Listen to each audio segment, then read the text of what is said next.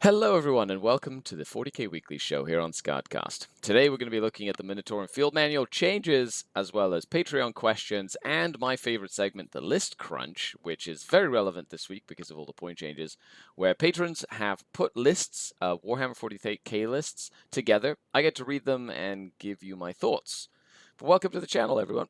This is a weekly show I do usually every Friday for patrons. However, sometimes I open it up to the public forum. So I hope you enjoy the show because we talk about a bunch of stuff.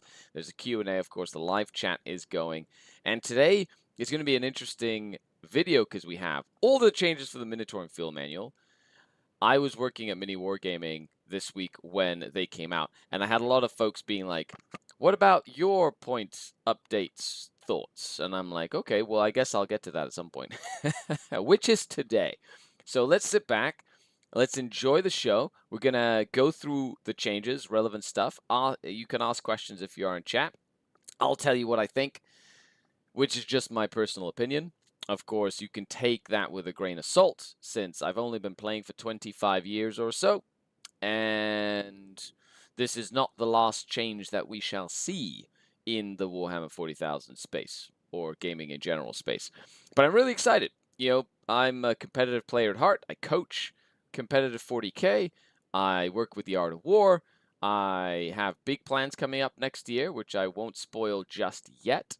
And I hope to be able to sort of like share all that with you. I'm literally, after this video, going to the studio, packing my army to get ready to go to a GT this weekend, the Toronto Fall Open, which I'm really excited about. I even, everybody, built and painted, check this out, a display board. Look at that. Yeah, I still have to, it's not finished. I'm not going to get it finished in time.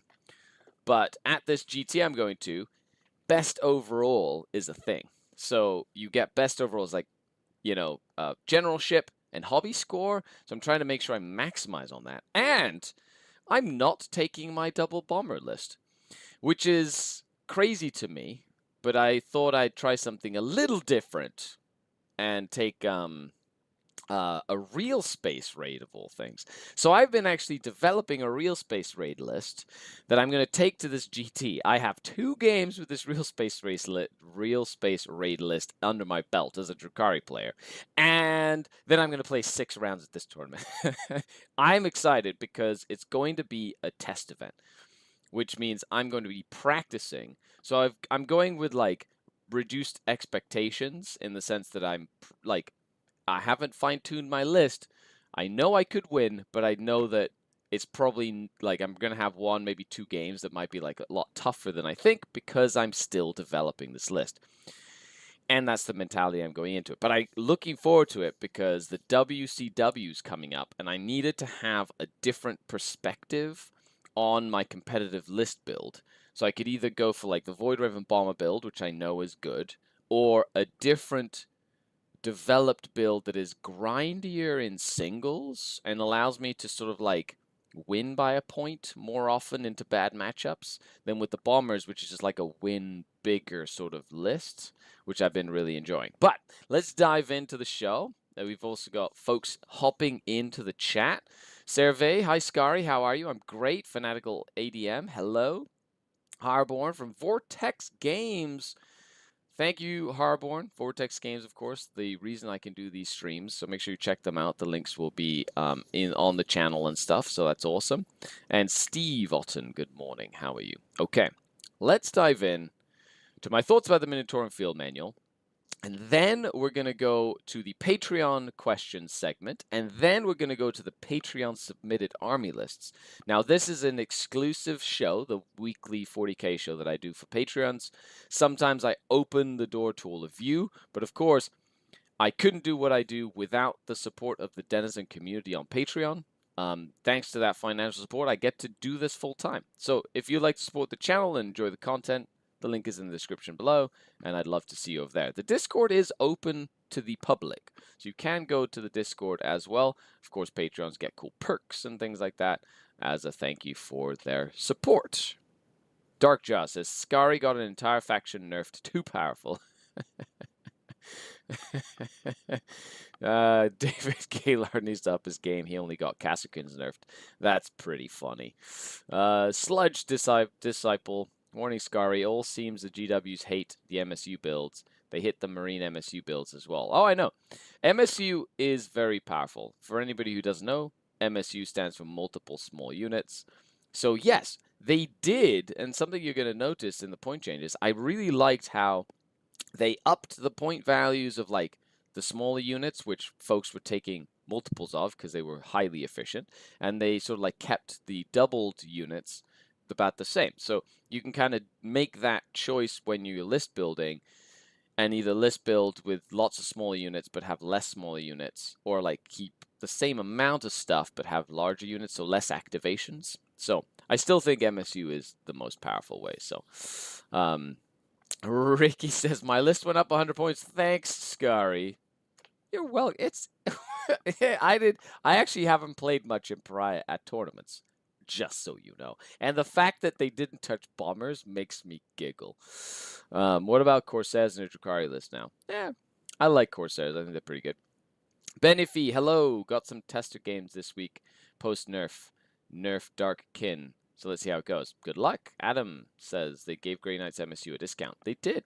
They did, because people were taking the big bricks. And it's like when we see with Black Templars, the big 20-strong Primaris Crusader bricks are like exponentially more, you know, points than 10, right? Because they are better, bigger. So I like that they're using both of those, which is kind of cool. So let's dive in.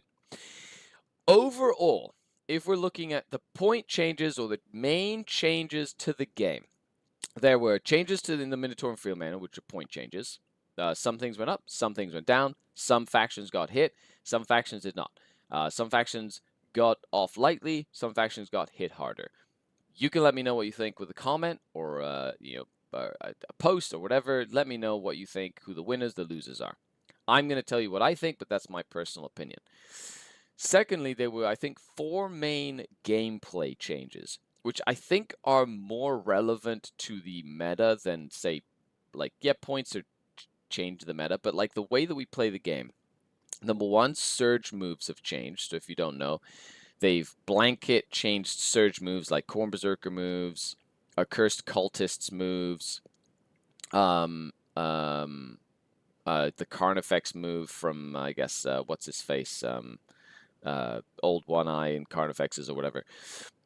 So that the fact that they can only happen 1 per phase, which tones them way down, like way, way down, right? So now you can like just stay about 7 inches away or over 7 inches away from something that surges and shoot it, and it's never going to be able to surge into you. So there's like surging will come up, but they've sort of like, it's not really as relevant as it was. Definitely not as oppressive, especially with big units of berserkers and things like that. So I'm okay. I don't know what to think about that change. I had ways to deal with it, but I guess some people found them oppressive. Sure. Next, they changed, I think, Storm Hostile Objective is a secondary mission card. They changed that now you can score it in the first battle round. Because before it was, you may discard this card on the first battle round, but then the scoring element said from the second battle round onwards. So, like, you could keep it round 1, but then not be able to score round 1, which actually my World Eater opponent at Champions Cup decided to keep that to themselves until it came to scoring. I was like, oh, that's right. There's a technicality on this card. He's like, nah, I gotcha with that. And I was like, oh, well, thanks, buddy. I'm just going to use it as a CP now. But you made me feel bad. And then, so now that's not an issue. Don't have to worry about that anymore. And last but not least, we have a couple of things. Number 1, when taking a secret mission, you can no longer score primary on the 5th battle round. So if you take a secret mission, you can score up to 20 points on primary throughout the course of the game, except on turn 5, where you cannot score primary at all, and then only try score your secret mission. That's a massive change.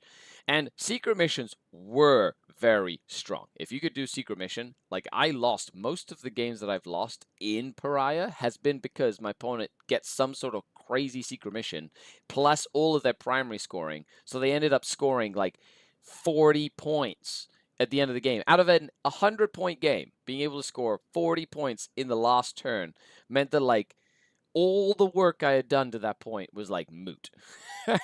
Now, it's cool that they can keep it closer but it means that they now can, like, they have to continue to play the game instead of just like, oh, I'm going to hide and then get all my points on 5th turn. I like that change. You know, I like it. And last but not least, thank fudge. Okay.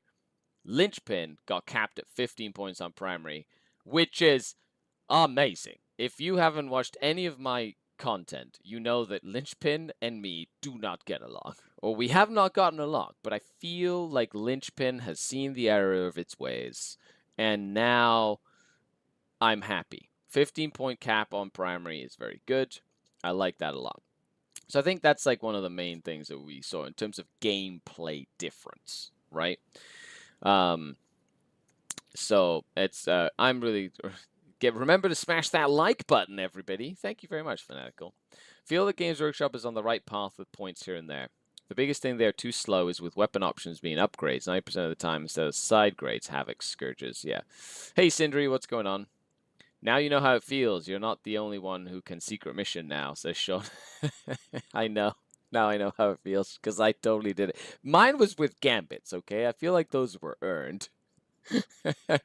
I forgive you for needing Drukhari, because you also got Linchpin nerfs. Thanks, Skari. Yeah, Linchpin. Boo, Linchpin.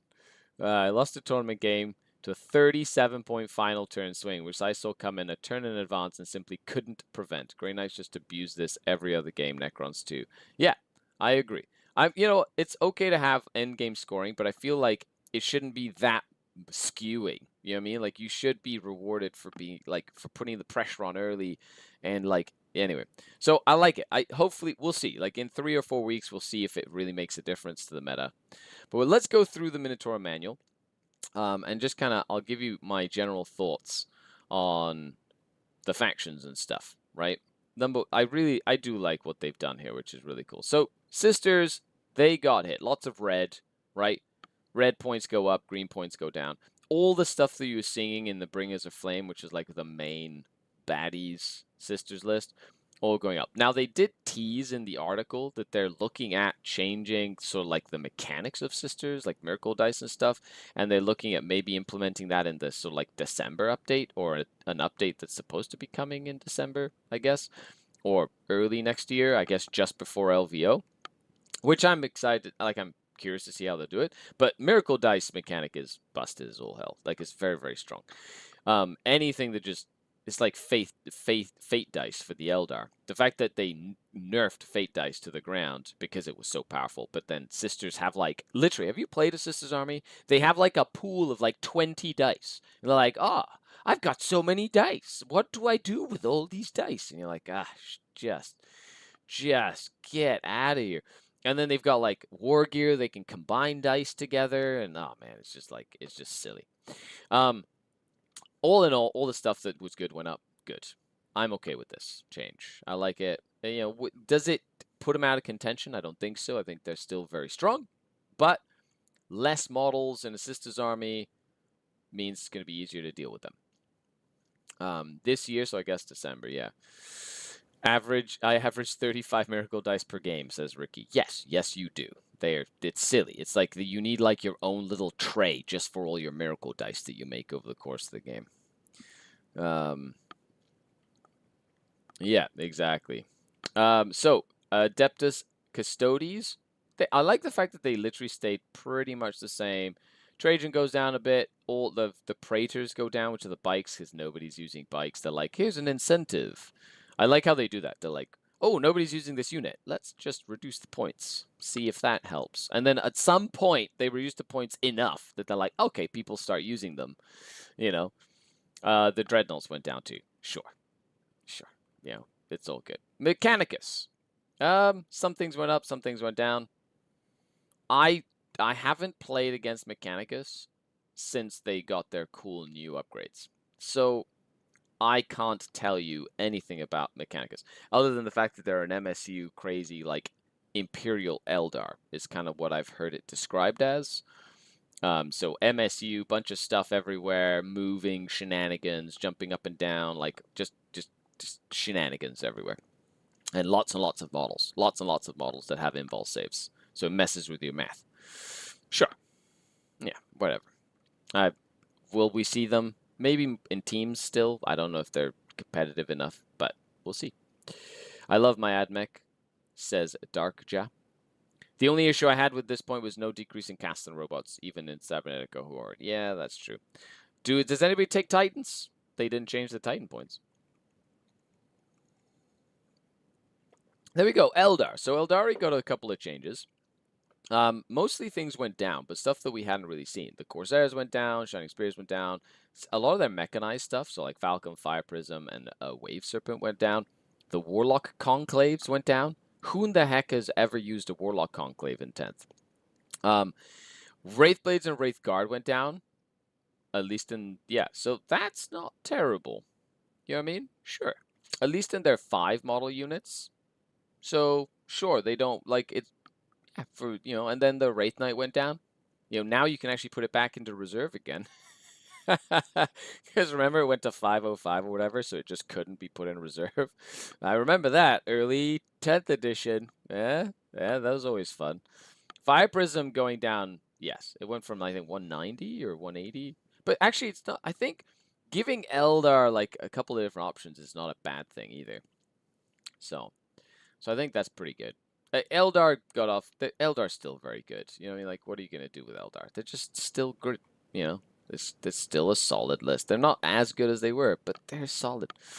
Astra Militar and Bulgrim going up, but then Ogrin going down, which I think is hilarious. All I could think of was Nick Jagalio's list, who's a fantastic guard player from, like, Ontario.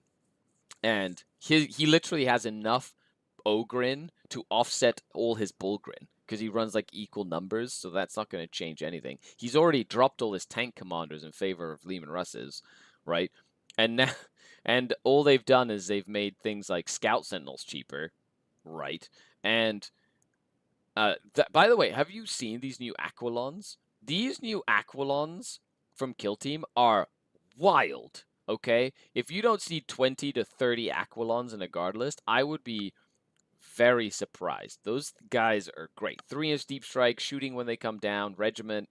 Like, they're just so good. Like, they're just so incredibly good. It's nuts, Ricky. 90 points for a unit of Aquilons is wild. They are just hard to get, says Don Houston. Yes. Yes, they are. Hello, Jasaholic. What's going on? Custodes Dread needs to be able to move faster. That's true. Maybe you should give him a little jetpack. Imagine a little Custodes like Dreadnought with a jetpack. Be like, I'm the biggest Venatari. You play way more than me. Do you think the nerf on Blood Throne was actually justified? The Blood Throne? What's the Blood Throne? Is that like a demon thing? I don't know. We'll get to that in a second. Anyway, I think the guard is still, you know, good. Yeah, especially with like 50-point mortar squads. I think we're going to see that a lot. We'll be like, overlapping fields of fire. Mortar. You know, like just a bunch. And ignore cover from this Scout Sentinel, which happens to be cheaper.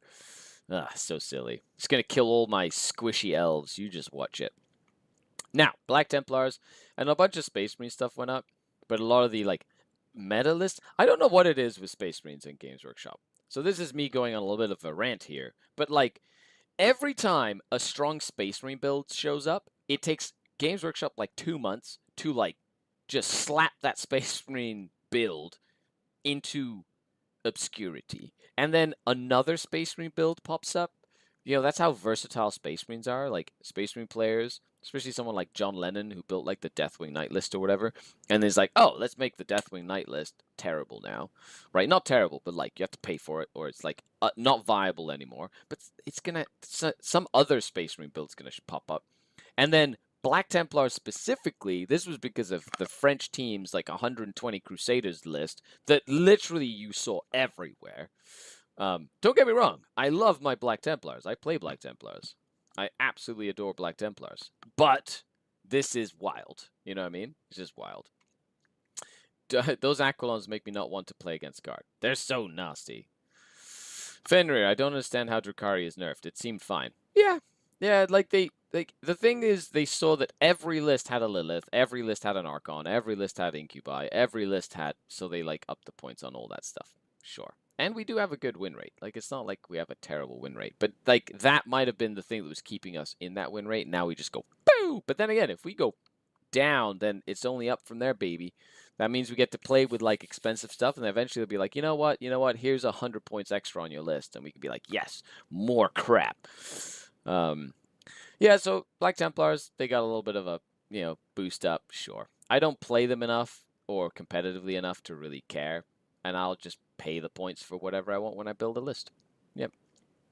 Blood Angels. So this is the new Blood Angel Codex.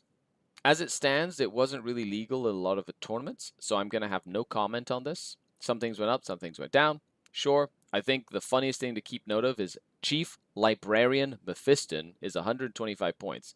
And if you haven't watched my Blood Angel full review, which I did a full live stream going through every Blood Angel stuff. You can go check that out if you want. But Mephiston was one of those characters that popped out as, oh my gosh, this guy is actually crazy good. So the fact that he's really cheap, I think you're going to see a lot of Mephistons running around murdering things. Andy, love you too. If I want a simple team where I don't have to do any math or high-level thinking, what faction would that be? I don't know. Space Marines, probably. Dark Eldar would be included in Eldari Codex, joining Harlequins. No! Don't do it. So Blood Angels, who knows what'll happen there? Let me know, actually. What do you think? Do you think the Blood Angel Codex will... I don't think it'll be as oppressive as the Index, though. So, Chaos Demons. Couple of things down. Rendmaster went up. So, the Rendmaster went up just because of that stupid combo where you could have 3 of them and they all stacked on each other to, like, make things good. I guess somebody at Games Workshop got bad touched by that combo and was like, that's silly. I don't want to have to deal with that again. Boom. Bloodmaster on Blood Throne is now more expensive. But I don't think, like, whatever. That's not really something I see in competitive demon, like, armies anyway. I've seen beasts, sure. Shalaxi went down, which is awesome. Because Shalaxi is actually one of the only things that kills things in that book. So, especially in combat, she's very good. Her going down was a good thing. So, fun not allowed. I agree. +2 strength, +3 police, +2 damage. It's fun, but not common. Yes, it is fun, not common. But when you did play it, it was like, ugh. It's like, is it really necessary? You don't need to combo all those things. Okay, let's move on to the next one. Chaos Knights. So Chaos Knights, I like that everything went down. Sure, they were already decent, but the fact that Brigands, Huntsmen, and Stalkers went down is wild to me. Like, how can you make War Dogs even cheaper when they're already running like 14 of them? It's like, what are you doing? Maybe now you can like add those Plague Bearers or those Nurglings that you always wanted, Oh, man. Anyway, the Chaos Knights are a thing. They're not bad, and they just keep on getting these little chip away, like, points decreases, which is just a little bit here, a little bit there. Eventually, they'll have, like, 16 War Dogs. You'll be like, what? When did this happen? You know what I mean? So, this change definitely matters for Chaos Knights, which is cool. Don says, I'm convinced that this data slate made Death Guard a problem. Only one game under my belt. Well, the fact that you can take Brigands for cheaper, right? And you can ally Brigands into any sort of Chaos army is like a big deal, right? They are, like, Brigands are awesome. Brigands are very good. You know what I mean? 13 War Dogs or 14 if you take the worst ones. Okay, fair enough. Death Shrouds also dropped. Nice. 40 points for 6. Ah, that's a chunky. So Death Shrouds with, like, Typhus or something is what you're saying? Neat. Hey, if Death Guard go back into the fold, Mortarion went down, like, there's a whole bunch of stuff. As for Chaos Space Marines, some things went up, some things went down. So they played around a little bit with their changes here. So you have Accursed Cultists and what is it? The Dark Commune went up, and then and then Azrael went up for Chaos too. And then of course you've got Vashtor, which you never really saw, Sorcerer, Terminator, Possessed, Obliterators, Raptors. So a bunch of stuff kind of went down. The Legionnaires as 10 went down, but as 5 stayed the same. Predator Annihilator went down because you only see the Destructor. So I could see how they're like incentivizing people to try different things, like make Havocs cheaper, make a 5-man Warp Talon unit cheaper. I like this kind of changes. It means that, like, who knows what the changes will be, but some creative Chaos player is going to be like, ooh, I can do this. Now, Accursed Cultists at 16 models went up, but then for 8 models, they didn't really. So you can still do, like, small Accursed Cultist units, but they only get, like, a single Surge now, and, like, so maybe that build is kind of dead in the water. It's not as oppressive as it was, the, like, 30 Accursed Cultists or whatever. Anyway, so just interesting to take a note into that as well. Please use your influencer clout to push Games Workshop to change Chaos Demons. I don't have that much influencer clout. Come on. All I do is try get my Void Raven Bombers nerfed, and that didn't even work. So, I don't know, let me know what you think would happen with some of these things. More Chaos, or Dark Angels for some others. Deathwing Knights go up, warranted. Azrael goes up, yeah, warranted. A couple of different things went down. The Lion went down, sure. Sometimes you saw him. Ravenwing stuff went down, sure. Like, I don't think that you were seeing much of this anyway. Does it make a build? I don't know, Dark Angel players, let me know. Of course, Don Huson's jumping up in his chair, being all excited about Death Guard. Let's go, Death Guard. Let's go. So we've got Biologus Purifier. That went down. Desrads went down. Mortarion went down. It's neat, considering that's a couple of things that went down. Like, Death Guard weren't terrible. They just kind of lost a lot of their synergies. But they're still, like, if you have giant fights first units that, like, have critical hits on 5s, can, like, lower OC or armor save or bliss skill or weapon skill in combination with things like Nurglings, and, like, there's some really good synergies in Death Guard. It's, like, one of the more synergistic Chaos armies. But I don't know. It's kind of cool. Be kind of neat to see what people cook up with those. Okay, everybody wanted me to talk about this. Let's talk about the Drukhari. So, I don't know if I'm in a position to give advice about Dark Eldar, he said sarcastically. But my Void Raven Bomber list went up about 80 points. And my new list that I'm working on went up about 55 points. So, the change was really simple in my new list. I basically dropped a character, a homunculus, which then meant that my 10-strong rack unit was kind of pointless, because the whole point was to have 10 racks with a homunculus for the 4-up Feel No Pain. So I dropped that, dropped the homunculus, dropped 5 of the racks, and then it allowed me to essentially pay for the changes, and then instead of 5 racks, I put in 3 Reaver jet bikes, which went up 5 points. So the list is still 2,000 points, pretty much exactly the same. So, like, my new list didn't really get affected.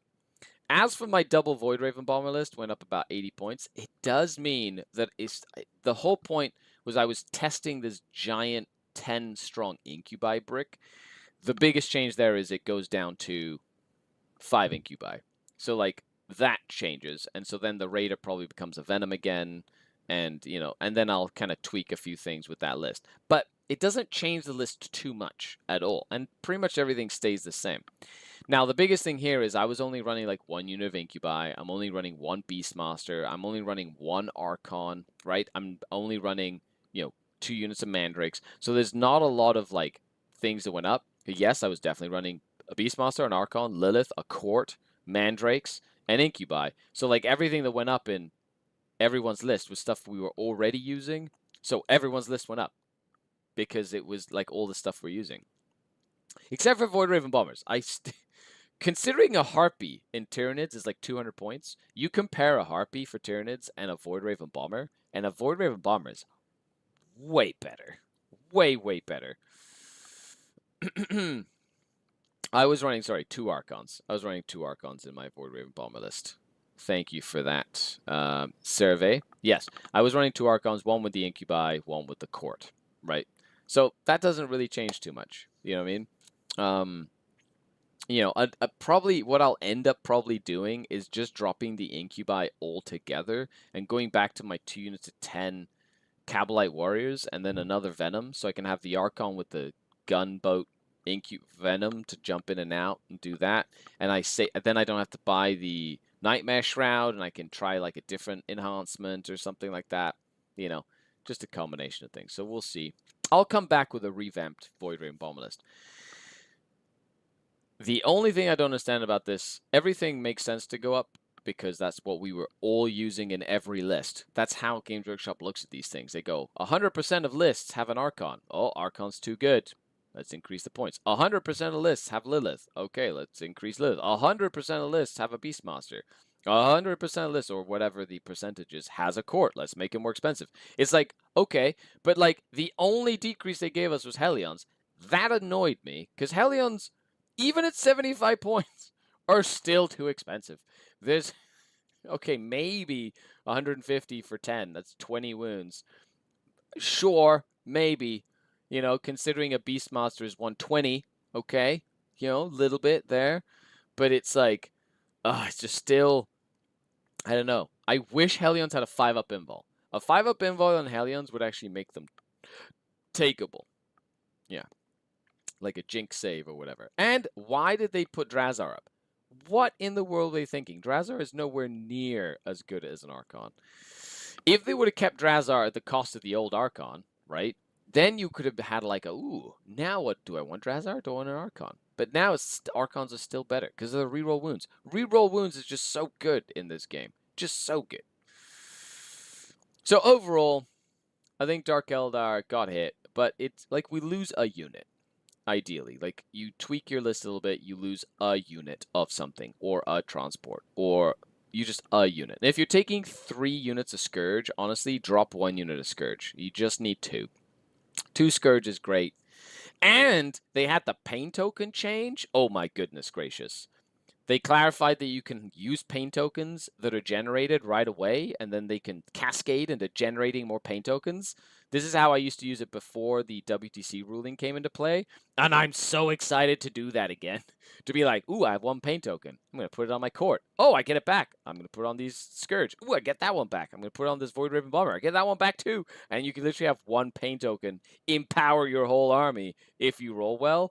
When that happens, it feels wildly powerful, which is a buff. That is a buff for anybody who played with WTC rulings on that as well. So, Survey says, do you think Sky Splinter is actually dead? It's always been better, or does it still have some legs? Oh, Sky Splinter is my favorite way to play. I'm just using Real Space Raiders with this detachment because I was testing it out, because I haven't played in a while. So I'm trying to keep my creative juices flowing. But Sky Splinter is way more how I play the game. Being able to jump, move a vehicle, get out, charge, jump back into the vehicle, like just be sneaky and do like don't play the game, you know, and just do that. I wish witches would come down. Yeah, I wish witches could do more than just hit like a wet noodle unless Lilith is in the squad. You know, they need something. They need something. Maybe they'll give them witch weapons back, you know? Do you think the Talos Heavy Real Space is now back on the table with Sky Splinter? Sure. Like, I'm using Talos. Honestly, I think there are options, and that's a good thing, you know? I don't get why they nerfed Dark Eldar so much when it was really only the very top end of players getting results. Like, if they're going to do that, why not nerf Genestealer Cult? Well, that's true. Let's write an errata on Chronos. GJJ, F off. Yeah, exactly. It wasn't an errata. It was more like a timing thing, right? Because they're like, oh, it doesn't specifically say start of the phase.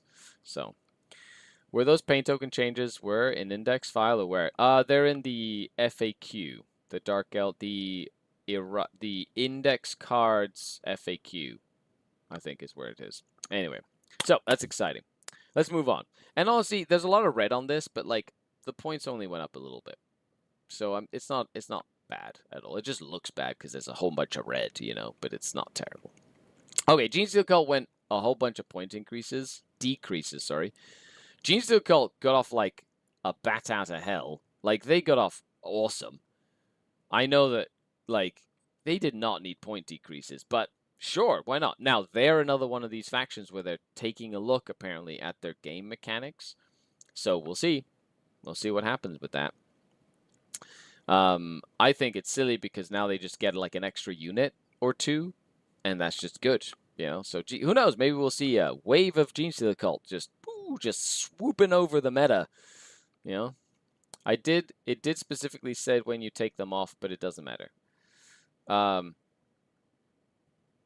you talking about? Yeah, Caliph. It did technically was like as soon as you spend it or whatever. I'm a huge fan of the just spend a pain token, get it back, because that's how it's written. It's like as soon as you spend it, you can get it back, so then you can spend it again and get it back. Like that's how it's written. That's how I read it. But I understand their ruling on it. Shall not wallow in self-pity for the Dark Kin. Treatment seems harsh, but others got nerfed too. We have a lot of options. Fantastic. That's the way to look at it. Whenever there's a change, don't forget, your change does not come in a vacuum. So Dark Eldar, as an example, got a bunch of point increases. Sure. However, a whole bunch of their natural predators around, got point increases. Thousand Suns, right? Space Marine, Deathwing Knights. I know, other stuff. And so that changes the whole nature of the meta. And so we can like weave. We've got speed, we've got OC, we've got shooting, we got combat. We're a super versatile faction as well. So okay, so moving on. So yes, Genestealer Cult, good. Grey Knights, good. Sure. A couple of things went down. Yeah, nice. They'd still bouncy up and down. Yeah, still there's a couple of things in there they could have tweaked. But remember, they're still index. Codex Imperial Agents, the Subductor Squad, which is something that people were like raving about, went up points. Sure. The only thing I still don't understand is why in the hell is a Vindicare Assassin that you ally in 150 points? It is the stupidest point cost for an assassin. It's so not worth 150 points. Oh my gosh, it's so silly. Oh, so silly. I would pay 80 points for Vindicare. I would not pay 150. Then you have Imperial Knights. Canis Rex going up makes sense. He's in a lot of units, and then a bunch of the big knights went down. Will it make Imperial Knights? It's not like they're bad, It's just like, will it help Imperial Knights get a foothold? I don't know. If you're an Imperial Knight player, please let me know, because I do not know enough about that. Leagues of Votann, 5 Hearthguard went down, which is good, because a lot of folks had already switched to 5 strong Hearthguard instead of 10. And then the Jaegers went up, but they're still super cheap for 90 points. They're like amazing. It's like they have a bias for these kill team sets or something. I don't know. You tell me. Gasaholic says, I'm a simple man. I've only played with Khorne Chaos Demons, but I'm starting collecting Drukhari. Should I get 2 or 3 combat patrols?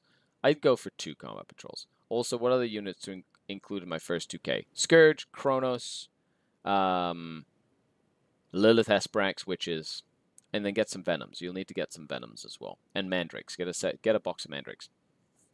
And that'll give you a good start. Then we have Codex Necrons.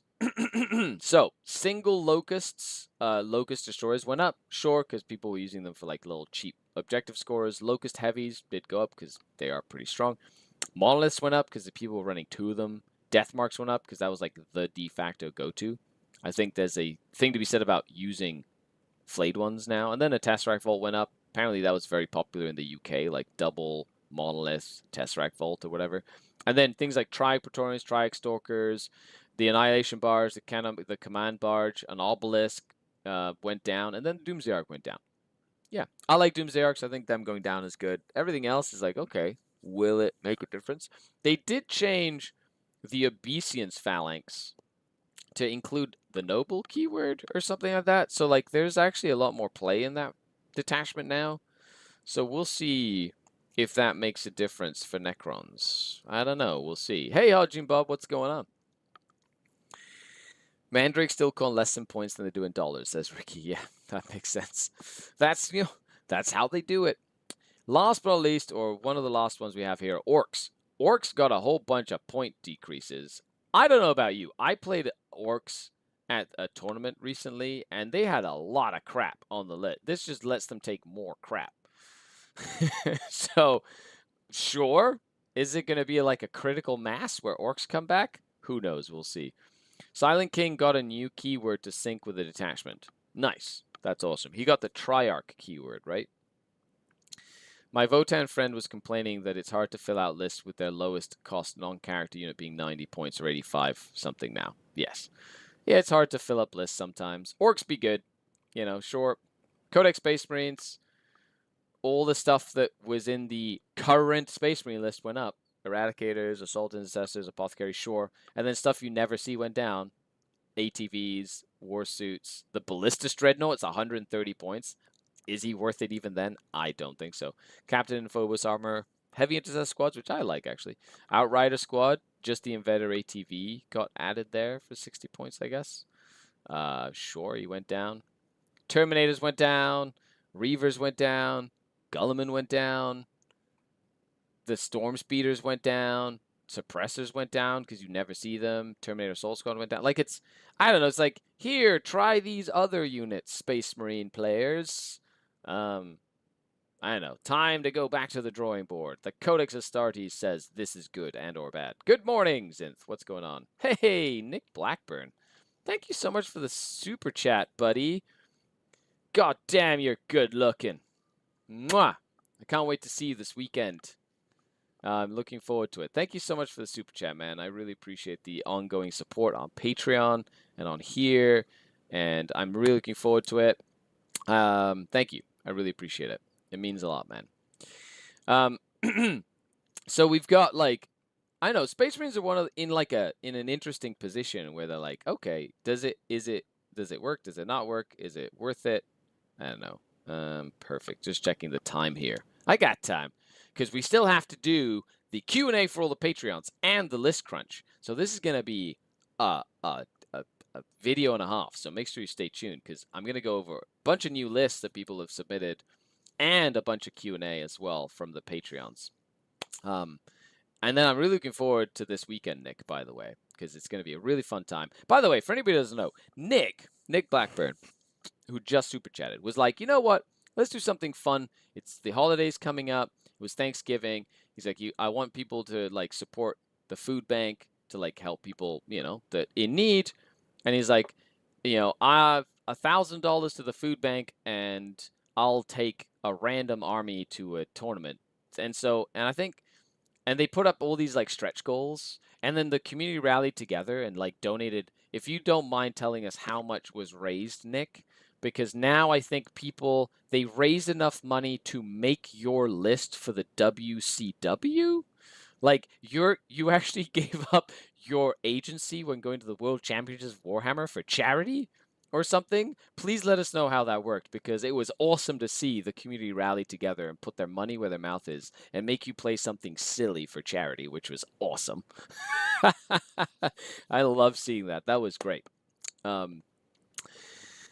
think it was the order of $2,700 to the local food bank or something like that. I'm not exactly sure how much has already been released. I think so far we are hovering at $2,700 for WCW. They get to choose the army, which looks like it's going to be Votan. Nice. Okay, well, that's awesome. So they're choosing the army you take to WCW thanks to their donations.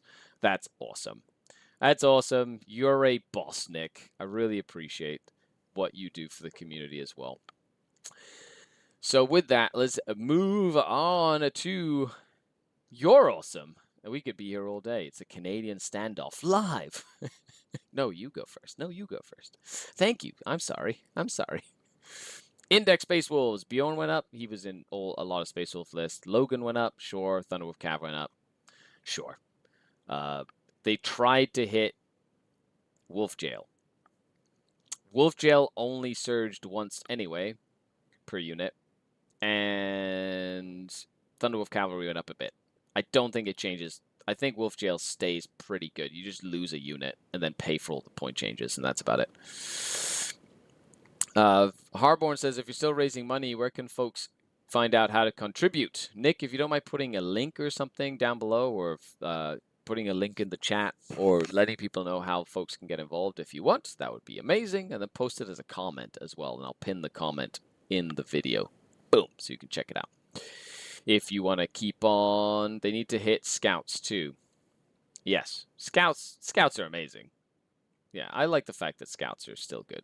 Wolf Jail doesn't work without scouts. Yes, because you need to open up that infiltrate. Yeah, but they haven't hit scouts. Scouts are squishy, so that's why you have to counter infiltrate. I'll say this right now: if you're playing an army that doesn't have infiltrate, try and find a way to get something that infiltrates in your army. It really helps. Okay, Tau Empire. A bunch of Kroot stuff went down, which is awesome because I've played the Kroot detachment, and the Kroot detachment is quite strong. The fact that a whole bunch of them went down is wild. Farsight went down, sure. And then Krutox Riders as a single model went up, and then more of them went down, sure. Rampagers went down, and then Piranhas went up. Yep, because you see them all the time. Riptides went up, sure, but it's like a minute, like small changes. I don't think it changes the army too much. Oh, and then we go to one of the ones that really got slapped around a little bit. Thousand Suns got hit pretty hard, in their MSU form mainly, with like, oh, you want to take a bunch of characters and a bunch of Cabal points? Well, here's all the stuff that gives you Cabal points and make it more expensive, as well as Magnus, which most Thousand Suns armies just take. So we're just going to make your army more expensive that way.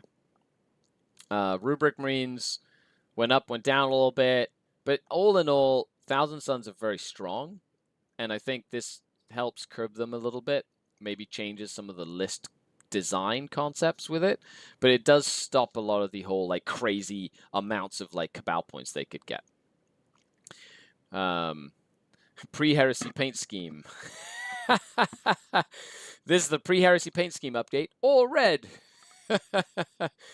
I just played a giant 20,000 point Horus Heresy game of mini wargaming this week, which was so much fun. I got to play the Salamanders, and I want to say Vulcan Heston is a badass. He is a monster. If you donate to your local food bank or children's hospital, just send proof to me on Discord. All is Dust Nick, and I'll forward it to the people keeping track of everything. Amazing. Thank you, Nick. That is a great way of doing that as well. They lost a unit, so less room for error. Yeah, it also means they lost maybe 1 or 2 Cabal points, which changes. However, there are some lists that I know have done really well that have like Terminators in them and Carnivores and stuff, and they actually like didn't change almost at all. And I think those lists will still be doing really well. I'm thinking of you, Tebow. Codex Tyranids. Some things went up, some things went down. Sure. All in all, I think the Lictor is still really cheap. Pyrovores, 1 Pyrovore 40, still cheap. Old One Eye, you know, he's chunky. Carnifex is going down. Does it offset Old One Eye's increase? I think so, if you take both together. And then a Winged Hive Tyrant went down. So, sure. Like, all in all, Tyranids, I think, are in a good spot. You know, nothing too crazy there. And last but not least, we have World Eaters, which I don't think they needed to get hit. Like, I can see Spawn getting hit because that 4-up in Feel No Pain can be really annoying when they get the blessing off. The Master of Executions is still a steal at 110 points. And then Angron going up is because like most World Eater lists build around it. So they might have lost maybe a unit of Spawn or a Rhino, you know, but the armies don't really change too much, basically. Other than that, overall, it's nice to see Games Workshop in like retrospect put stuff up, put stuff down. You know, it sort of changes a variety of the ways that we look at stuff, which is kind of cool. Moving on to the next part of the show. Boom. We have the weekly show. So we're going to go over some Patreon Q&A, and then we're going to go over the list crunch, which is where patrons have posted their newfound 40k army lists, and I get to sort of like read through them and give you my thoughts as well, which is really exciting. And here, let me try and change this there. Boom, there you go. Other than that, I'm excited for the changes to the meta. We are playing with the new rules at the Toronto Fall Open that's happening this weekend. Tomorrow, it's 4 rounds on Saturday and 2 rounds on Sunday. 2 hours and 45 minutes per round. So, gonna make sure I have my chest clock ready to rock and roll, which will be really good. And then from there, we'll kind of go onto stuff. I'm really excited to see what happens. I'm really excited to test my new list. David Patton, hey, thank you so much for the super chat. That means a lot. I'm a simple man. I see Dustin Henshaw play Grey Knights once. I put up money. Thank you so much.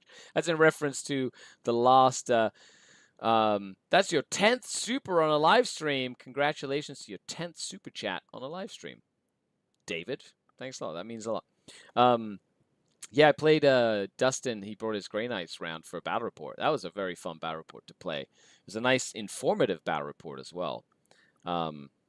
And that was really good, actually. I enjoyed that a lot. There's also, I recorded my first, talking about good competitive games, I recorded my first test game with my new list against Tau, and that's up on the Patreon for like Trueborn and Incubi, and it's like it was a full 4-hour TTS stream recording, and it's a very good masterclass video as well. So I love that kind of stuff, and that Grey Knight list game was very much like that.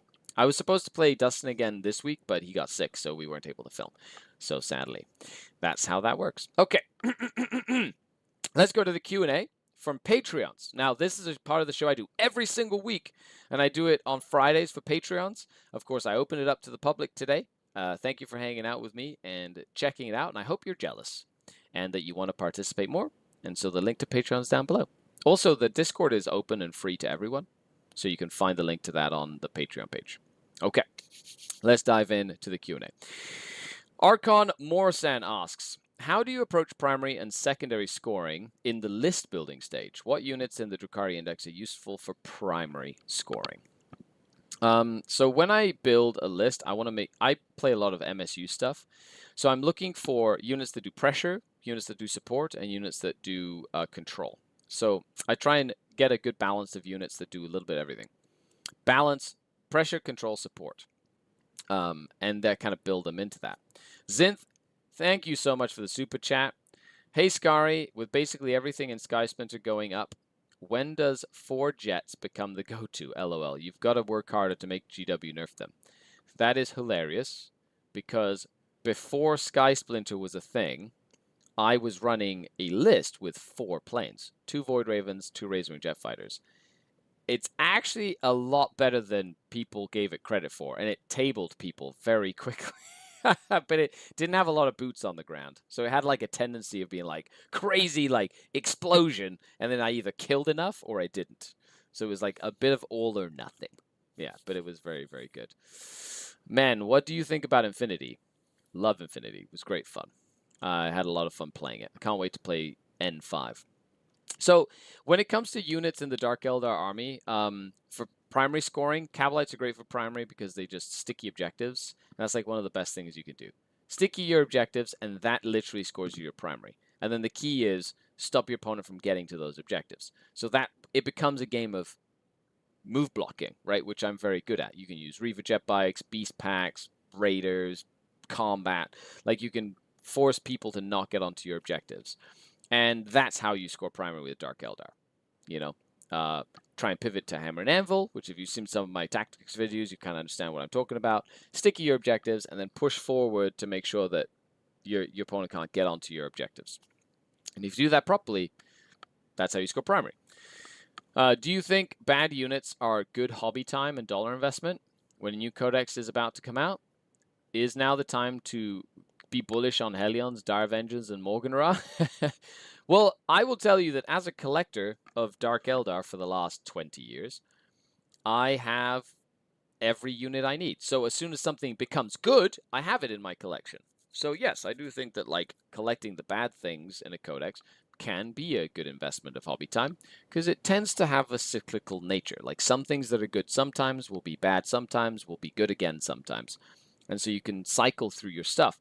It's one of the reasons why I think just collecting what you think is cool, then having it on you, building, painting it, and having it, works out. And even if you put it in a list or two and play with it, it gives you a good idea of what the unit does. And then if it gets good all of a sudden, it's like, ooh, I've already been using this, and now it's just kind of good transition. Or you have it in your collection, so you don't have to go buy and paint it then. So then the time frame it takes you to get involved when things are good is less. So it's like a pre-investment. But that's a good question. Crazy Disc asks, Hey, Skari, you are right. Beast pack equals best pack. Yes, and they nerfed it for a reason. 105 points for a beast pack was way too cheap, and I will be the first one to admit this. Since the index came out, I looked at that unit and I was like, how is this 100 points? This is wild. 120, a lot more reasonable, but still good. And what's funny is back in the day, I used to put the Art of Pain enhancement on my Beastmaster. So my Beast Pack was actually 130 points. And it still was good. So I was used to playing it with a 130 point Beast Pack.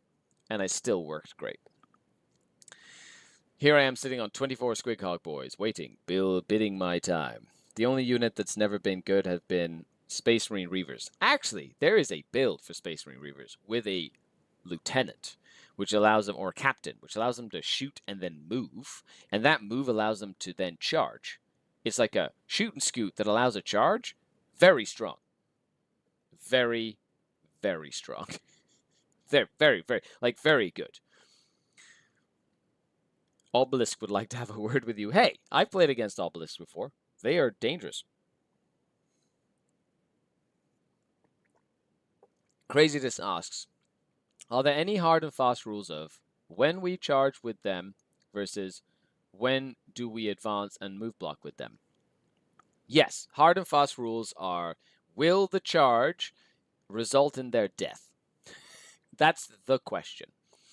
If you charge something and your opponent can heroically intervene and kill you, that's not a good charge. If you want to tie something up but you won't die, that's a good charge. Usually moving and advancing just to move block is the best choice, but you want to try and charge into something squishy, like 5 scouts or whatever, and kill them. However, if that charge means the Deathwing Knights can heroic intervene into you and murder your unit, don't do that. Yeah. So that's the rule of thumb for the Beast Pack. Jim asks, hi Skari, hope all is good with you. Things are good, thank you for asking. Do you think the recent point changes was all about internal balance as it was about the competitive meta? I think it was more about competitive meta than internal balance, to be honest. If they wanted to do stuff with internal balance, they would also change more of the rules than just points. But that's like my gut instinct is telling me that. Falcolol says, would you still run the Beastmaster even with the increase in points? Oh, heck yes. 120 points for a Beastmaster? It's 21 wounds for 120 points. That's like 60 points for 10 wounds. That's like cultist level of wounds. And they're T4. And they have Scout. And they move 12. They reroll charges for free. They can use pain tokens. They are so good. I think it's reasonably costed at 120. It was stupid cheap at 105. Weed Ghost. Yeah, 1,000 Suns. Totally nerf for internal balance. How much is a Master of Executions again? 110 points. They cover a done amount of ground. Yeah, they do. 21 inches off the line is wild. No, I would definitely, yeah, Beastmaster is still very, very good. But I think the point changes were more for meta than for internal balance. Like, most people who just play this game don't give a flying fudge about like the balance of the game and FAQs. Like a lot of people who just play Garage Hammer every Saturday, right, or whatever, and they get together with their friends, have their codex, and they use their codex, and that's it, and the rule book, or maybe the cards, and that's it. They don't care about the balance. They literally play the rules as are written in their codexes or their index cards or whatever. That's it. That's literally it. And like the competitive meta is like, yeah, competitive. You know, we are up to date with all the DLCs that Games Workshop posts for us. Get excited, you know, and then we get really upset and start, you know, arguing things. Moving on, Brimstone. Hello, Mr. Skari. Hello, Brimstone. Thank you for answering my last question about the coaching. You are very welcome. I've been coaching since 2018. And I've had about 50 coaching clients over that time at varying degrees. I had a collage made of all the incubi that I've coached. I've also done like light coaching with a Trueborn. It's really cool to see them all together. I'll be posting that up later. But yes, you're very welcome. It was very insightful, and I appreciate it. I actually upgraded to Trueborn. I did see that. I'm looking forward to working with you. So I get a taste of what coaching would be like, and I'm looking forward to it. I'm looking forward to working with you as well. My question is this. I'm in a bit of a pickle here. I love my orcs, but I really love the Grey Knight play style right now. Yes, there's something about teleporting everywhere, uppy downy, not committing to the board. It's fun. I'm having fun playing the speed war, but jumping around the battlefield is a lot more fun, or a lot of fun. Which one should I focus on for tournament play? I'm pretty good with both, but the conflict is real. Anyway, thank you for your time, and I hope you have a great week.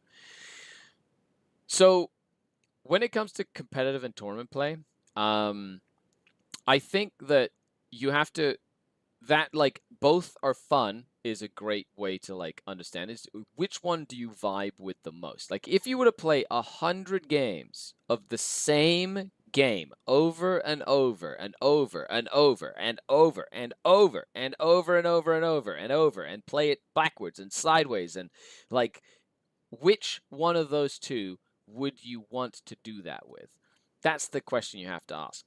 Because to get competitive with a list, a lot of times you have to play a stupid amount of games, and it has to transcend boredom. It literally has to transcend boredom. So it's so important to do that. I need Skari's competitive growl for my ringtone. You can clip that if you'd like and use it for your ringtone. Actually, that brings me to a really fun tangent story. The dark kin thing was something I said in a video one time. And then like 4 players from Ontario, I think it was Kieran, Diogo, was it we and Caleb or whatever. They were like driving down and they were like, "Man, which video did you say this in?" And they told me the story after the fact. The dark kin, or they couldn't find it. So they ended up texting me during that thing. So I like recorded it on voice, and I was like, the dark kin. And then I sent it to them, and they literally had it as their ringtone for the longest time. Or they're like, every time they got a message, it'd be like, the dark kin on their phones. Funny story. Just wanted to say that. So, yeah. Surprised the Void Rain Bombers stayed the same. They're so good. They are. Lost Team's event this weekend to play with the old points. Team Hive Mind. Well, that's sad that they weren't able to switch to the new stuff. I'm really excited. Huge shout out to the Toronto Full Open for being like, no, cutoff is on Thursday. We can use the new points if they showed up. The new points showed up. Boom. We all get to play new Hammer, which makes us all happy. But yeah, that would be my question, Brim. You know, I'll definitely be setting up your coaching document, and we'll set up a time for our coaching call. So that would be good to go. We're looking forward to working with you. Okay, and then we go to the last segment of the show, which is List Crunch. Now, List Crunch is an opportunity for patrons who are Scourge, Trueborn, or Incubi level to post an army list that they're working on every single week, and I put it over here, and I break it down, and we talk about it. Okay, and then from that, they get I give you my thoughts. I spend a couple of minutes per list, and that's how this works. And then like that, you can take my food for thought and maybe apply it or adjust. Come back next week, tell me how it went, etc. So it's like a living way of like constantly adapting and using, kind of tapping into my 30 years of gaming experience to like, put it out there or whatever. Oh, well, not 30 years. 25 years of gaming experience. Okay. I wasn't 7 when I started. I was 12. So let's go. List crunch. Baz. This isn't a list, but it's a question. It says, I'd like to see your double Void Ravens list get crunched to adjust the new points. Side note, I think I hear your cackling. I think I heard your cackling all the way down in Colorado when you saw no change to the aircraft. I actually did cackle quite loudly when I went to the Dark Eldar points. I was like, Void Raven Bomber, no change. I was like, yes! I was like in my little evil lair, being like, yes, yes, my pretties. I do think Void Raven Bombers are one of the best units in that book. They're so dumb. Especially when you play against people and people go, what the hell are these things? And you're like, taka, taka, taka, taka, just shooting with like all the little D size. You're like, AP4 is a hell of a drug. AP4, pew, pew, pew, pew. It's so good. Alessandro says, "Hi, Skari. Do you get over your new list already? Are you going to in the stream? Really interested." Yes, I am. You know what? I'll go over my double Void Raven list. I'll probably go over it here. Why not? Let's just set it up. So what I'll do is I'm going to go over all these lists, and then at the end, we'll have a segment while I list crunch my lists. How's about that? I'll open up both of the lists I'm working on. I'll go over them really quick, and then we'll kind of go through them. Gives you a little incentive to watch till the end, right? Isn't that how that works? Of course. While we're at it, make sure you like, share, subscribe, and support me on Patreon. Boom! Plugs. List crunch. So market corn. 40-point jump on my old list, which is painful when you only have a few options for units. Agreed. But here goes with the new hotness. Now, of course, Market Corn is known for his Thousand Suns lists. Angron, Invocatus, Karn, Master of Executions with the Glaive. Cool. So it's funny how they go up, but you still use those characters because they're still very good.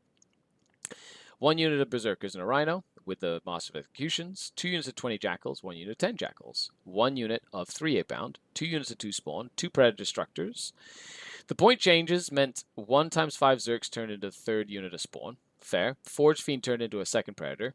Fair. I'm a little disappointed not to have more Berserkers in the list, but they just don't get enough done, especially with the change to Blood Surge. Correct. The change to Blood Surge is massive. I'm assuming you have a Rhino in there? Do you have a Rhino for the 10 Berserkers?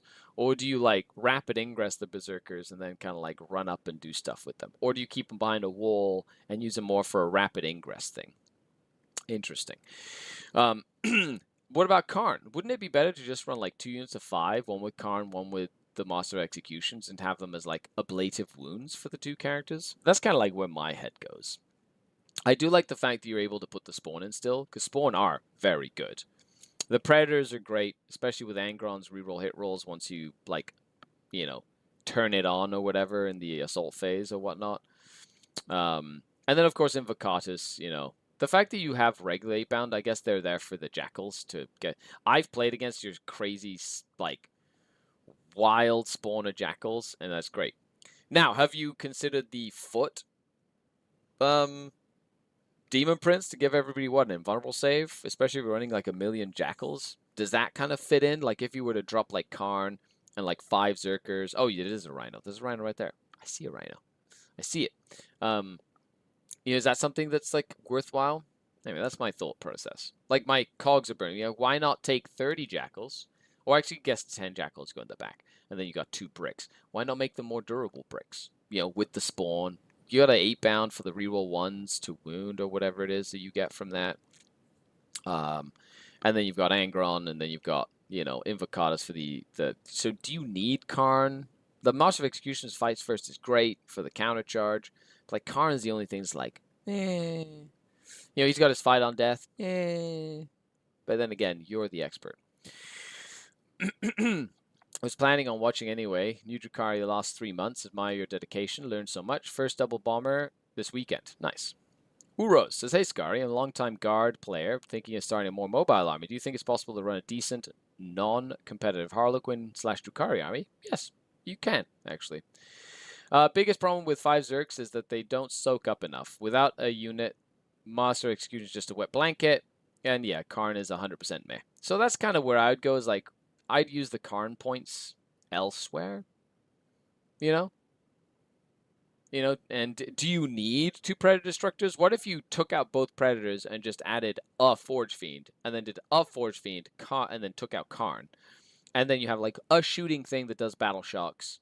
And then Karn plus the points you have left over, maybe you can add in that Demon Prince to make all your Jackals just, like, jacked up. Huh? Get it? Jacked up Jackals? Hey, Daniel Alfonso, what's going on? But I'll let you to it, Mark. I know that we'll talk more on the Discord. You smell what I'm cooking? Good, good. See, that's where my head's. Jackal stew. You gotta stew it in there. Jackal stew. Delicious. Dorian. On to the next one. Dorian says, he didn't ask any questions, just posting a new list. So we'll kind of go through it. I know I've been coaching Dorian for a bit. He's been working very hard on getting this list up and running. So we have Lilith, still good. Archon, still good, still good. With Nightmare Shroud, still good. A Beastmaster, these are old points, it seems. I'm assuming it includes the updates for the new points. I certainly hope that is the case. Cabs, Rax, Witches, Incubi, Mandrake, Scourge, Chronos, Bomber, Raider, Quadruple Venom, and of course one Scourge has Haywire, one has Dark Lance. I think this adds up to the new points totals, including the upped points on stuff. I know it's not the new points, but I think the total accounts for the fact that there's... So this, if you added it all up, might be less than 2,000 points. It'll account for the points increases. So overall, I like the style of list.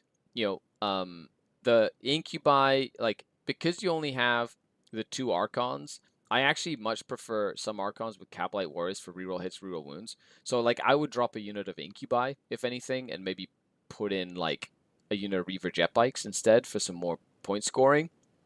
And then have 1 Archon with Cabalites, and then 1 Archon with the Incubi. So I have some shooting, some combat, and then in some cases I could take the 2nd Archon and put it with the Cabalite Warriors, and then you have 2 units that jump in and out of Venoms and shoot with reroll hits, reroll wounds with pain token generation.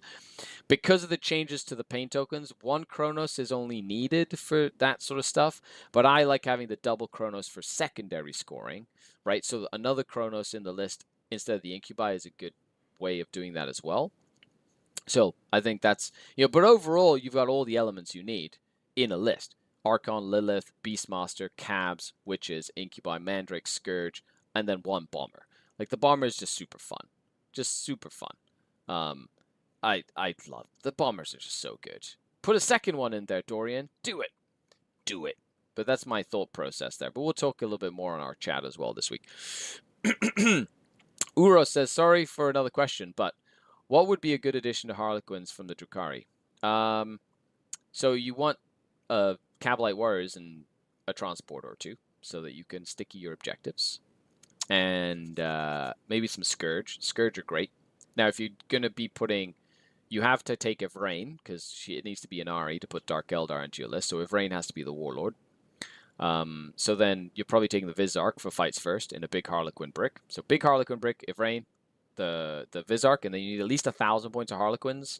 So you could do some Void Weavers, some Jet Bikes with the Haywire to get some anti-tank stuff. So you've got anti-tank, you've got some anti-infantry, so then you need some, like, scoring. So Mandrakes are very good. Mandrakes are incredible. Reaver Jet Bikes are awesome. Like 3 units of Reaver Jet Bikes with Heat Lances. Just little 3-man units. And then the Cabalite Warriors. A unit of Cabalite Warriors with 2 Venoms. So you can have sticky objectives and more units that can, like, use the reroll hit and reroll wound from Eldar and a variety of stuff like that. So that's kind of like the framework. And then some Scourge for some jump up and down. And then supplement that with Harlequins and boats that can, you know, that aren't, like, super good, but they're not terrible. And then a Death Jester with Fate's Messenger, because he's amazing. The chat says the total points for the list provided is 1935. Yeah, so it probably accounts for all the changes then. Awesome. Okay. Hobo Bob posted a list. Nice. Let's go, Hobo Bob. Hobo Bob. Sadly, I don't have a Calidus yet. I know, I noticed. You know how I said something about the Vindicare Assassin earlier? That's right. Tis but a scratch. Imperial Knights. Canis Rex did go up. The Lancer. I love a Lancer. He's so good. Helvrin. Warglaive. 1, 2, 3, 4, 5. 5 Warglaives. Good. And then a Navigator and the Vindicare Assassin. Honestly, I'll tell you this right now. If you're playing Imperial Knights or Custodes, there is a massive value in splurging the points to take 1 or 2 Immolators with a unit of Battle Sisters. Splitting the Battle Sisters and having 2, like, even just 1 Immolator. 1 Immolator with a unit of Battle Sisters. Sticky objectives from the Battle Sisters from the Imperial Agents book, and ignore cover from the Immolator. That makes things like Helvrins super dangerous. Things like all your night shooting, like if you have a million, say you changed all your melt guns to stubbers, or even the melt guns, like the autocannons AP1 becomes the chain The thermal spears become stupid AP. Right, the shock, like, it's just that Sisters unit in a Knight unit worth every penny. And the Vindicator Assassin's not worth 150 points. Honestly, an Eversor Assassin, just any other assassin. I don't like the Vindicator Assassin. He's just so bad. Hobo Bob, yes. The Sisters are so good. Sticky objectives for your big knights, and then allows you to ignore cover, which makes the shooting on your knights way more efficient. So just something to keep in mind. I really like the combo with even with Custodes too, because AP1 on all the Custodes guns doesn't seem like a lot until you ignore cover with them, and then it's actually a decent deal. So that's like the only thing I would say. The Navigator, by the way, I like the Navigator. 12-inch deep strike denial bubble, always good for screening your backfield, especially with all these 3-inch deep striking shenanigans like guard Aquilons. Get out of here, 3-inch deep strike. Such an annoying mechanic. You know how every edition, if you've been playing for a while, every edition has like a mechanic that becomes a thing? Like -1 damage became a thing in like 9th edition or whatever. And now it's like the addition of uppy downy and 3-inch deep strikes, you know? It's just annoying. Basically, my knight list I submitted is all my Imperial models. Okay. Well, if that's all the models you have, Hobo Bob, then you use them and you play with them. And you just play and try to get better and better with them. And you use them as you have them. And then if you can get a new model or convert a model or borrow a model, then you can try something different. Especially if you're like playing at an event or something like that. But that's how the collection starts. You just have the models you have. You use the models that you have until you just get, ooh, I'd like to try this. And then you get another miniature, or you convert it, or you 3D print something that looks cool, or whatever it is, and then you paint it up and then use it and then switch up. And then eventually you have options where you go, ooh, do I want to take this or this? And then which combination do I take them? Right? But if you were thinking of a future purchase to add to your list, I would recommend an Immolator and a Unit Assist as a Battle, because that would give you some good versatile options for your knight list, which I think is a good thing to have. That or like an Eversor Assassin. 12-inch deep strike denial bubble plus lone up is insane. Yeah, but you don't have lone up on the poor guy. But there are ways to do 12-inch denial lone up, which is the Librarian, Phobos Librarian with Infiltrators. That is still a very good combo. Jim posted a list. Says, hi, Skari. Hope all is good with you. Things are good. Point changes mean I can add a big block of Plague Drones and 2 units of Fleshhounds with the aim of creating roadblocks. Nice. This also leaves less points on the table. Sure. Keeping with the just Nurgle and Khorne units to maximize on synergies. It's also very thematic. Khorne and Nurgle used to get along really well. You know, Nurgle hates Tzeentch, Khorne hates Slaanesh. And Khorne and Nurgle in the old 2nd edition were the two gods that kind of got together. They they were buddy buds, and then Tzeentch and Slaanesh were kind of buddy buds in a way. Great Unclean One. Yep. Plague. Yep. He's cool. Rodigus. Yep. Can't go wrong with that. Epidemus. I've played against him as well. A Bloodthirster. Go punch things. Skull Taker. Sure. Then Plague Bearers. Bloodletters.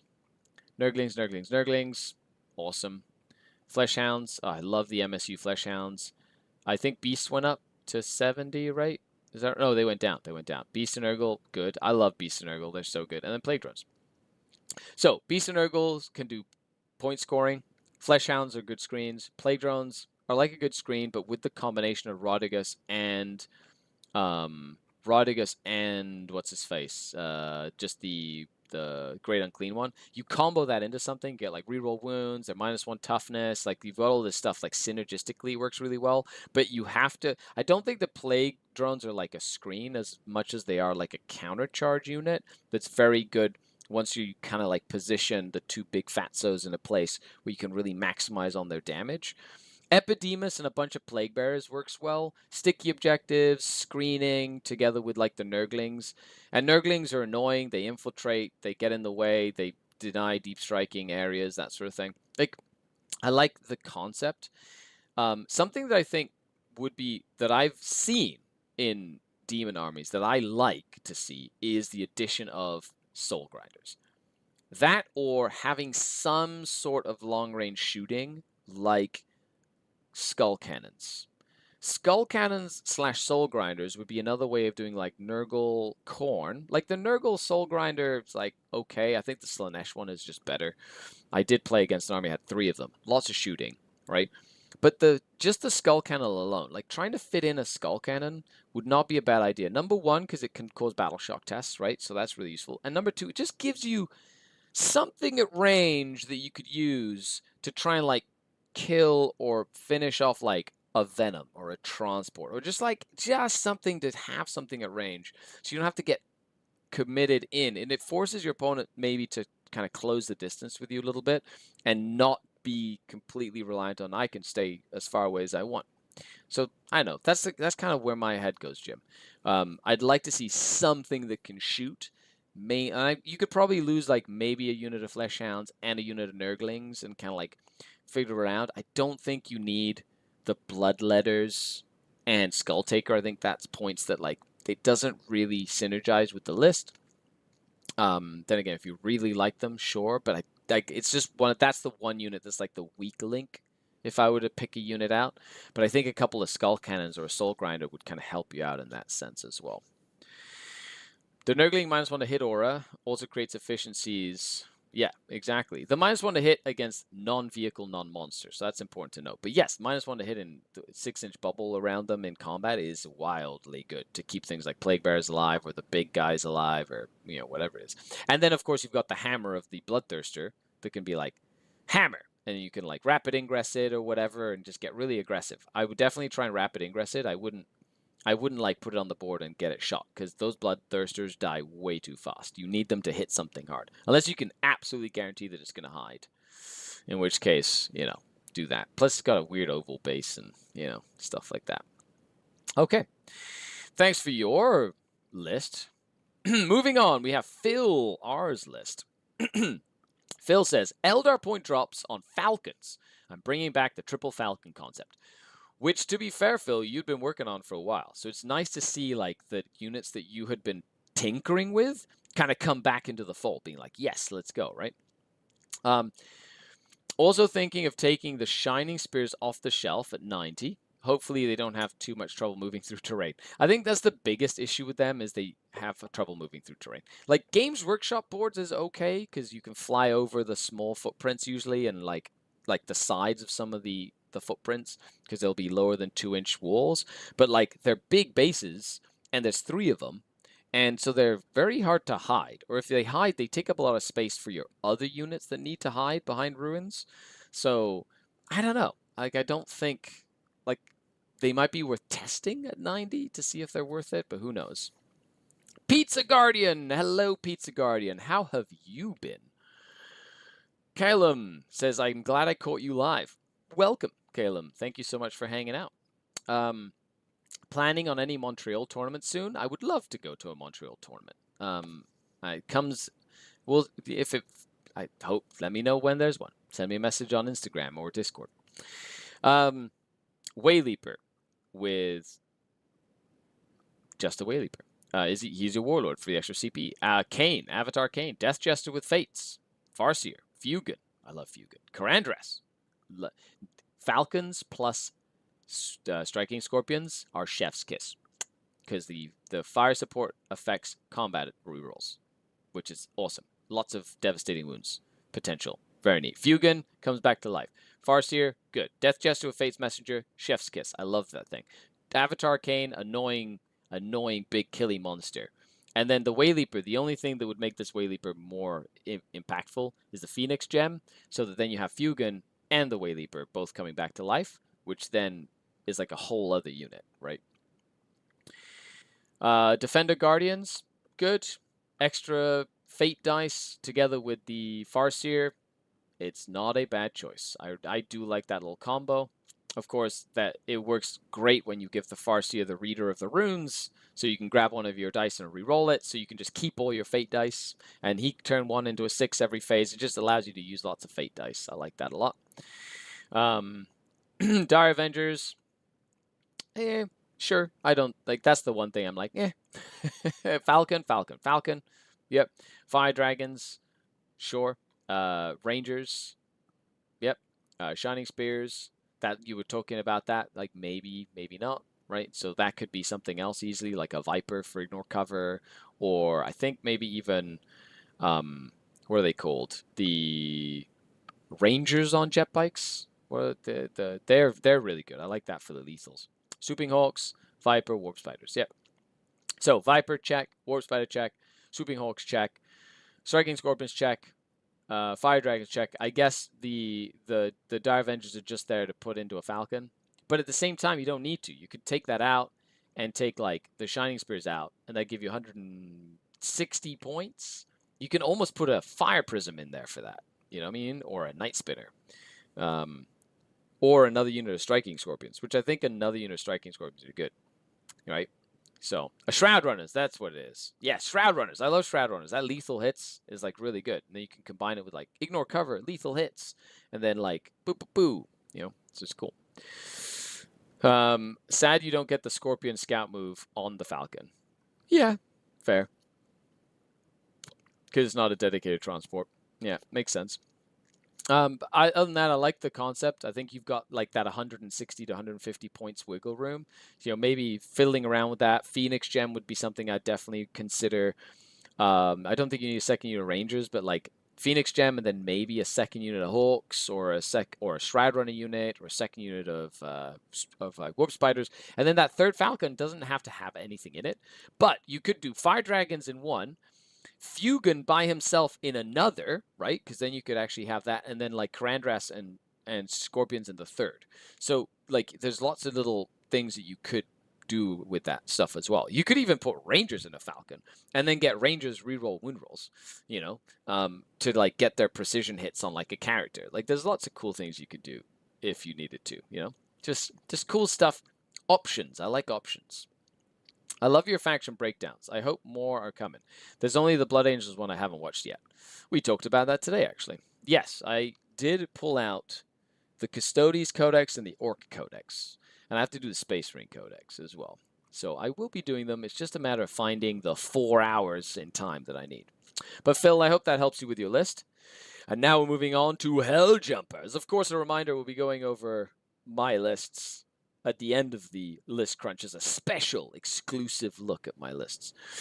Helljumper says, hey, Skari, it's been a while since I posted a list, but now we've got the new points. This is my modified list for the new point hikes we received. The only real change was minus 70 points, so I dropped a Venom. Let me know your thoughts, thanks. I think that's the thing with Dark Eldar changes. For all of you Dark Eldar players, it's just take something out, and that's kind of how we're going to fix our problem. It doesn't change the composition of our list. It just takes away a unit. Because everything that they made expensive is everything that makes the faction good. So you can't really take any of that stuff out, because then you're left with Helions and Grotesques, which is silly. Don Houston says, I need the Skari Emperor's Children faction breakdown when they come out. Heck yeah! Slaanesh, baby! Hedonites of Slaanesh are one of my favorite factions in Age of Sigmar. Depravity points.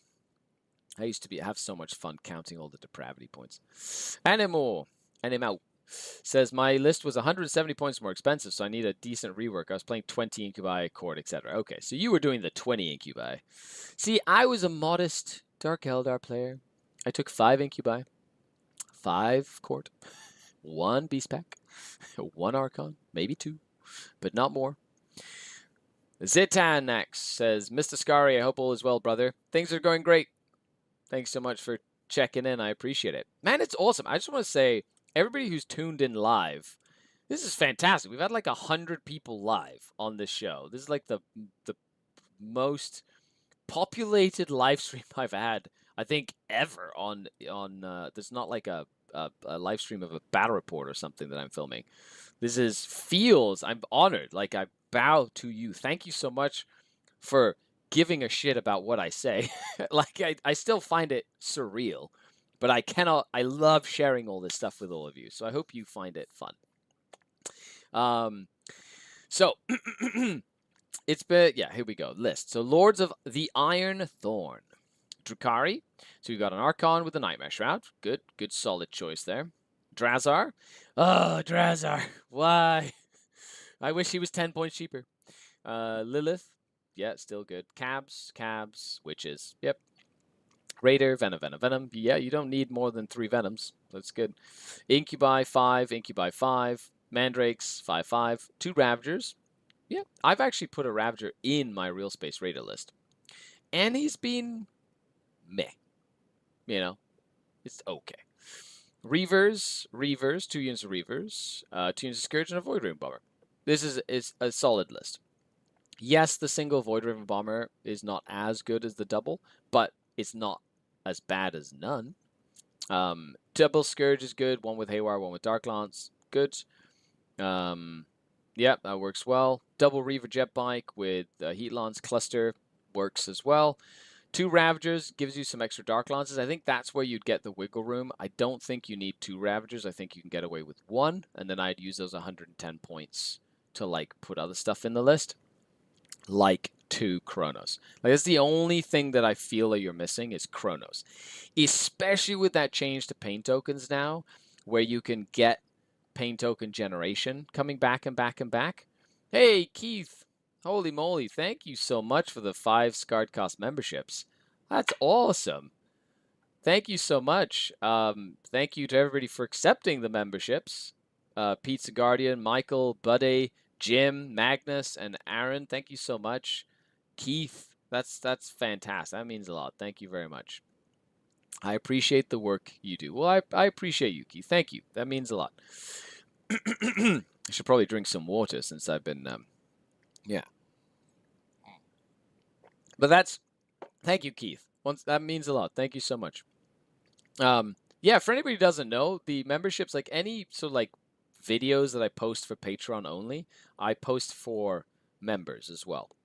So if you want to like, you're not like a Patreon kind of person, but you want to support here on YouTube, you can. As members, I post up the videos that I post up on the Patreon page only. So like any pre-releases or anything like that, you get access to that as a YouTube member. So it's a little perk as well. But yeah, other than that, like that's kind of what I would do. Helljumper is like I would honestly the only thing I see here is drop a Ravager and add 2 Chronos. Not only does it give you 2 more things to do actions and stuff with, that pain token generation is super useful. Super useful, especially when you can spread it out over multiple parts of the table. It honestly, being able to reroll all your hit rolls for combat or shooting, or reroll in advance or reroll a charge, saves you command points and like exponentially increases your damage output. So not having a Chronos, I think, is a thing. Hey, Keith, thank you so much for becoming a member as well. That's amazing. Thank you.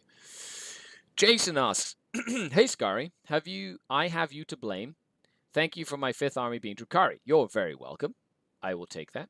Just starting up the building and painting and going at it slow, but liking how they look so far. Happy to have made it to this stream. I hope you're enjoying it. They are a very hobby-centric army. And just as a quick break here for the list crunch. Haha, this is my 2nd Tantalus. This Tantalus was Dustin Henshaw's Tantalus. And his Archon Sepsis. So he basically was like, I don't really play my Dark Eldar anymore.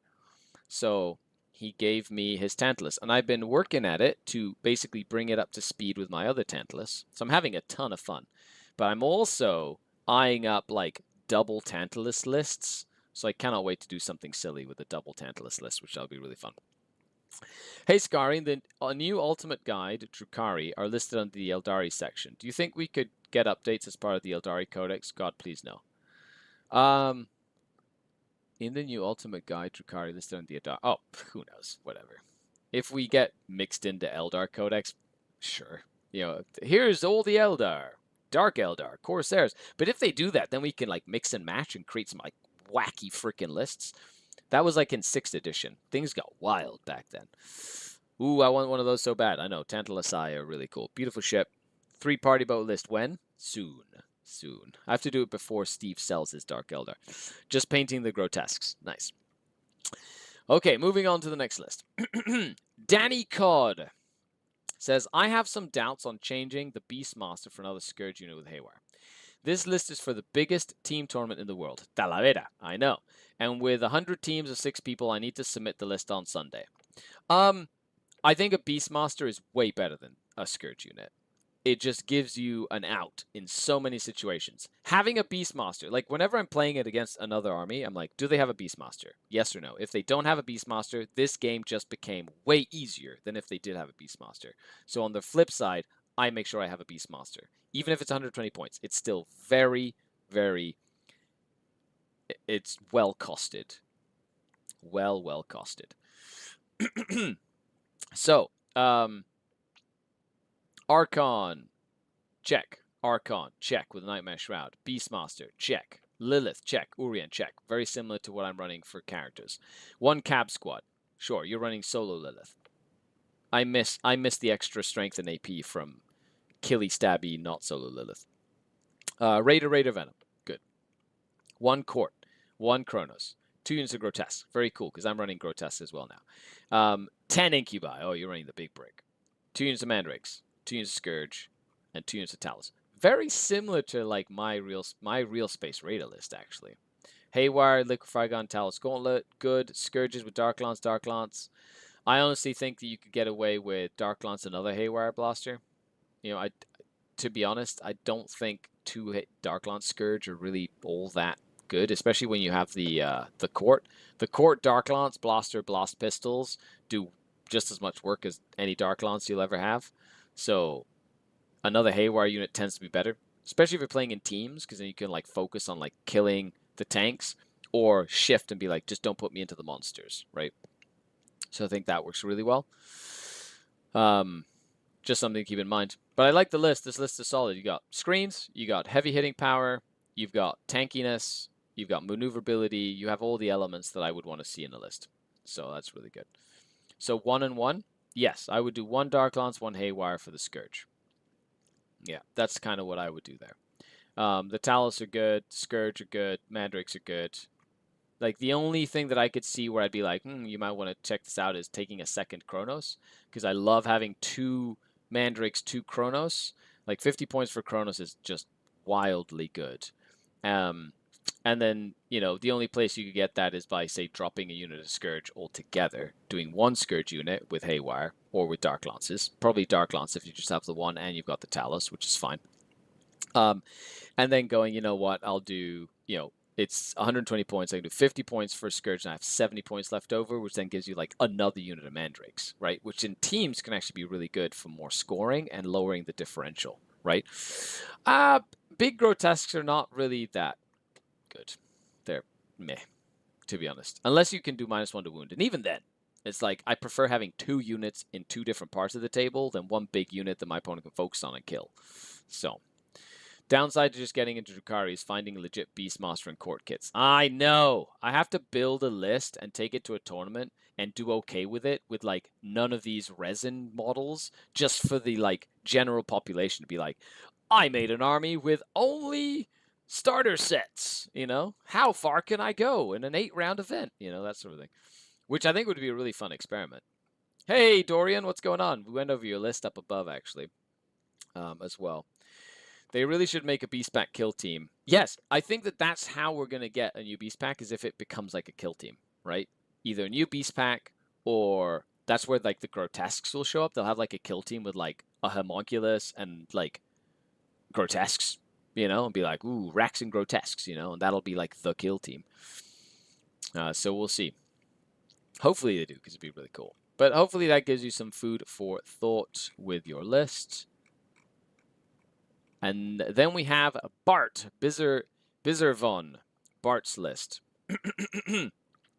Not much changed for me. Dropped an Archon and a Venom, merged 2 units of Incubi into 1, added another Kronos, and an enhancement. That sounds like some great changes altogether. I love how, like, anybody who's been playing Dark Eldar for a while didn't just, like, well, we didn't all just, like, jerk reaction, be like, no! We're just like, yeah, we'll just kind of modify and combine and take this Venom out, because I was taking 5 of them anyway for no reason. And then it's like, oh, our list is pretty much the same. And I love it. That's a good, like, we're fine. But is this really the way to continue, or is it time to go back to the good old Dark Lance spam? No, Dark Lance spam is not good. Like, it's just not good. Dark Lance spam is so swingy. Like, I remember a build. I built it with what? I had 30 Dark Lances in my list, and I went to a tournament, and it was like, oh, I played Knights, and I did nothing. I was like, oh, Haywire is probably good. And that's when I started running Haywire. And then I was like, oh my gosh, why have I not been running Haywire? And then I was like, I should put it on Talos, because it's twin-linked.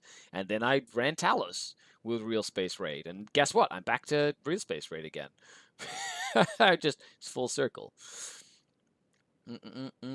Hope we get a plastic Tantalus Vect. Oh, that would be so cool. Just change my list based upon the old new points. Yes. Yeah, I did notice that, Dorian. I definitely went through it. Lilith is love. Lilith is life. Football is life. Archon with Nightmare Shroud. Archon with Spiteful Raider. Beastmaster. Lilith. Awesome. Cabs. Rax, which is good. Raider.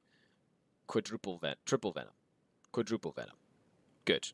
Kronos, large incubi, small incubi, double Mandrake, double Scourge, one with Haywire, one with Lance, good. Oh, triple Scourge. So you're doing the triple Scourge. So in that case, you have the big incubi brick, which is like your big hammer. You don't really have any sort of like durability pieces other than the Kronos. So I would like to see 1 unit of Scourge turn into at least 1 unit of Grotesques, and that would give you 40 points left over. And then I would honestly drop 1 unit of Rax to give you 100 points. And then I would put in a 2nd unit of Grotesques. So I just feel like you need some meat.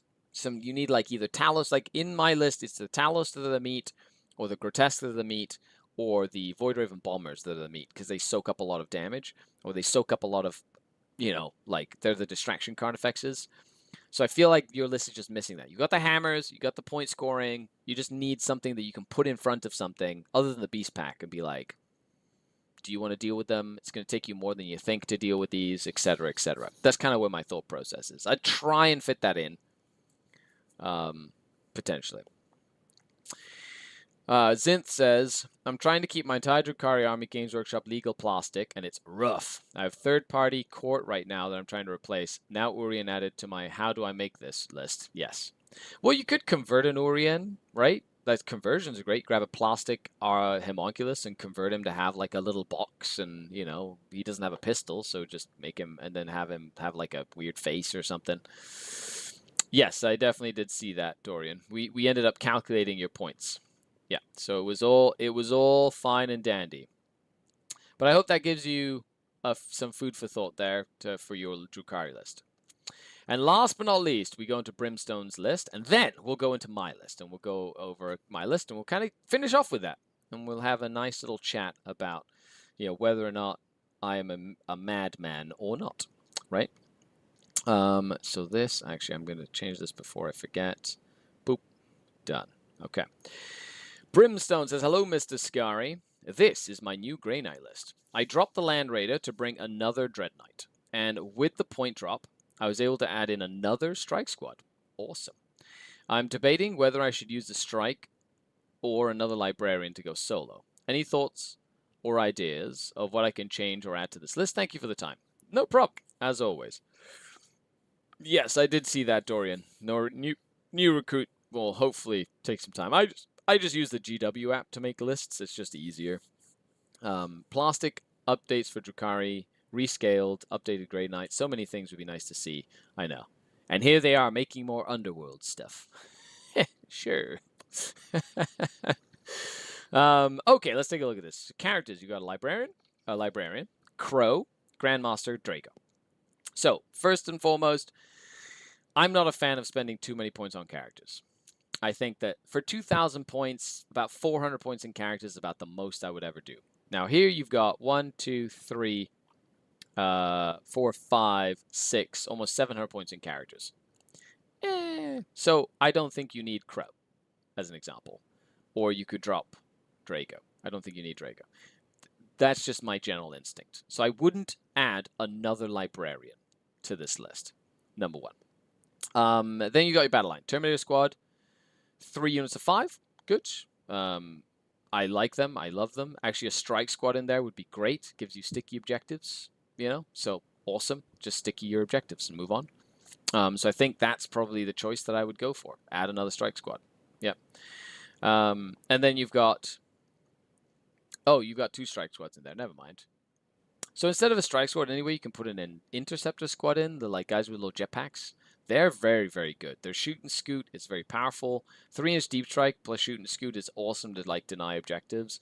3-inch, you know, it's just good to have that unit as a tool. I think 2 or 3 of those units are just very good. If you haven't watched that battle report I played against Dustin yet, I highly recommend that battle report. I think it's a very good battle report.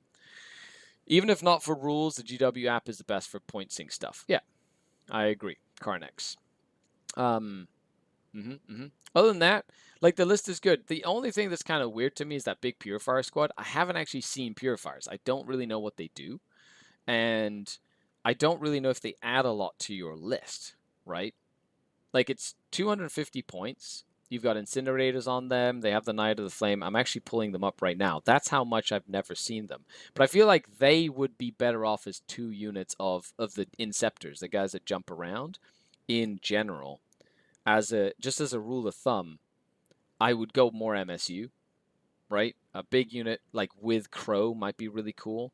But if we go to see what Crow does, so if you go to Crow, because I'm assuming he joins Purifiers, so he's a leader to Purifiers. His ability is +1 attack to the unit's Purifying Flame, and once per turn, a save on him can be 0. Sure, but that only really affects him if he's by himself or, sure. And then you got Purifiers. Grey Knight, Purifier Squad. Purifier Squad. Their abilities are, each time a model in this unit makes an attack, +1 to hit. If this unit's below starting strength, +1 to wound, as well if this unit's below half strength. So it has to be a damaged unit to take advantage of any of its special rules. Not a fan. Right? Like, just the fact that you have to be damaged to get stuff, it's like, especially in a very elite army and you're playing keep away with uppy downy jumps and stuff, I think that synergistically it just doesn't work with the way that I envision that army playing, if that makes sense. Purifying Flame, ranged weapons. Oh, so it's his Purifying Flame would get an extra shot, which is anti-infantry 2, ignore cover psychic. Okay, it's like an 18-inch strength 4 AP1 gun. That's nowhere near what it used to be. Cool. It's an all or nothing combo, says Dan. Yeah, it makes sense. Like, it's not something, like, I feel like it's cute, right? It's cute. I don't think it, like, adds too much to the list, you know? They all have Purifying Flame. Oh, okay. Well, then it's just like a bunch of shots then, is what you're saying. That Purifiers have Purifying Flame as a gun, is what you're saying. And so they just get a whole bunch of AP1 anti-infantry 2+ bolter shots. That's psychic. Sure. Uppy, downy, torrent unit. Sounds like psychological warfare. Like, I guess it's like a big hammer unit to kill, like, if your meta has a ton of infantry bricks, or like you play against orcs a lot or whatever, I could see the benefit of like just running down with a bunch of Purifiers and be like, 1,000,000 shots, brah, you know? So, sure. Sounds, you know, in that sense. It's just I haven't seen it, so I just don't know how viable it is to spend 340 points on that unit, right? Which is like almost a quarter of your army. You know? A quarter of your army in one unit, right? So is it going to do enough work to be worth it, right? That's like the dichotomy, the change there. But that's what I'm going to leave you with, Brimstone. Of course, we have to set up a call. We'll go over it. We'll develop something fun. But with that, let's dive in to special Skari goes over his list time. Skari list time. Okay. Welcome, folks, to Skari list time.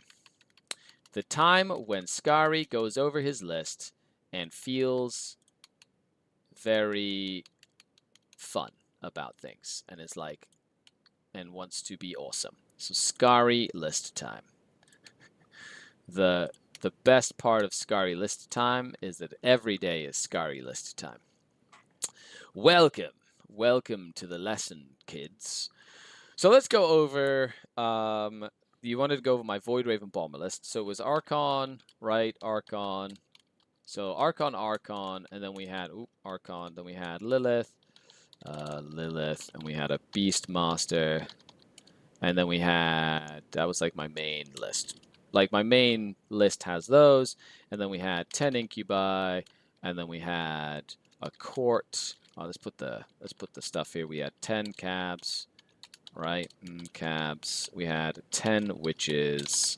10 incubi. Oh, let's put the dedicated transports. We had a raider. We had a raider. We had a venom. We had a venom. Right. So this is before the changes. Chronos. Chronos. Chronos. Chronos. What else do we have? Oh yeah. So the Archon had Nightmare Shroud. Nightmare Shroud. Pop, pop, pop, pop, pop, pop, pop, pop. Excellent, excellent. Chronos, Chronos. Then we had Drakes. Mandrakes. Mandrakes. 5 Mandrakes, 5 Mandrakes. 5 Mandrakes, 5 Mandrakes. Then we had 5 Scourge. Ooh, 5 Scourge. 5 Scourge. These are Haywire Blasters. 5 Scourge. With lances. Void Raven Bomber. Void Raven Bomber. Void Raven Bomber, Void Raven Bomber. Okay, so I don't think I'm missing anything. I think that's my main list. Scourge, Drakes, Bombers. Yes. Yeah. Everybody can like all together now. Scourge, Drakes, Bombers, and Dark Lance. So I think that's my list. So, you know, this went up plus 10, right? So plus 10, plus 10, plus 10, plus 10, plus 10, plus 30, plus 15. So this went up plus 45 just by itself. This whole section was plus 45 points, right? Cabs and witches were fine. Raiders and stuff went fine. So 20, 30, 35, 40. So plus 40 points here, right? I think from the incubi and the court. And the court, incubi court, and then the 2 units of mandrakes. This kind of list building should be done in napkin and crayon. Is that how you think it should be doing? Is that how you think we should do this? Oh my goodness gracious. Well, well, well. Well, well, well. You know what? Fine. Let's do it in crayon, kids. Okay, kids. Are you ready? Crayon. Drukhari.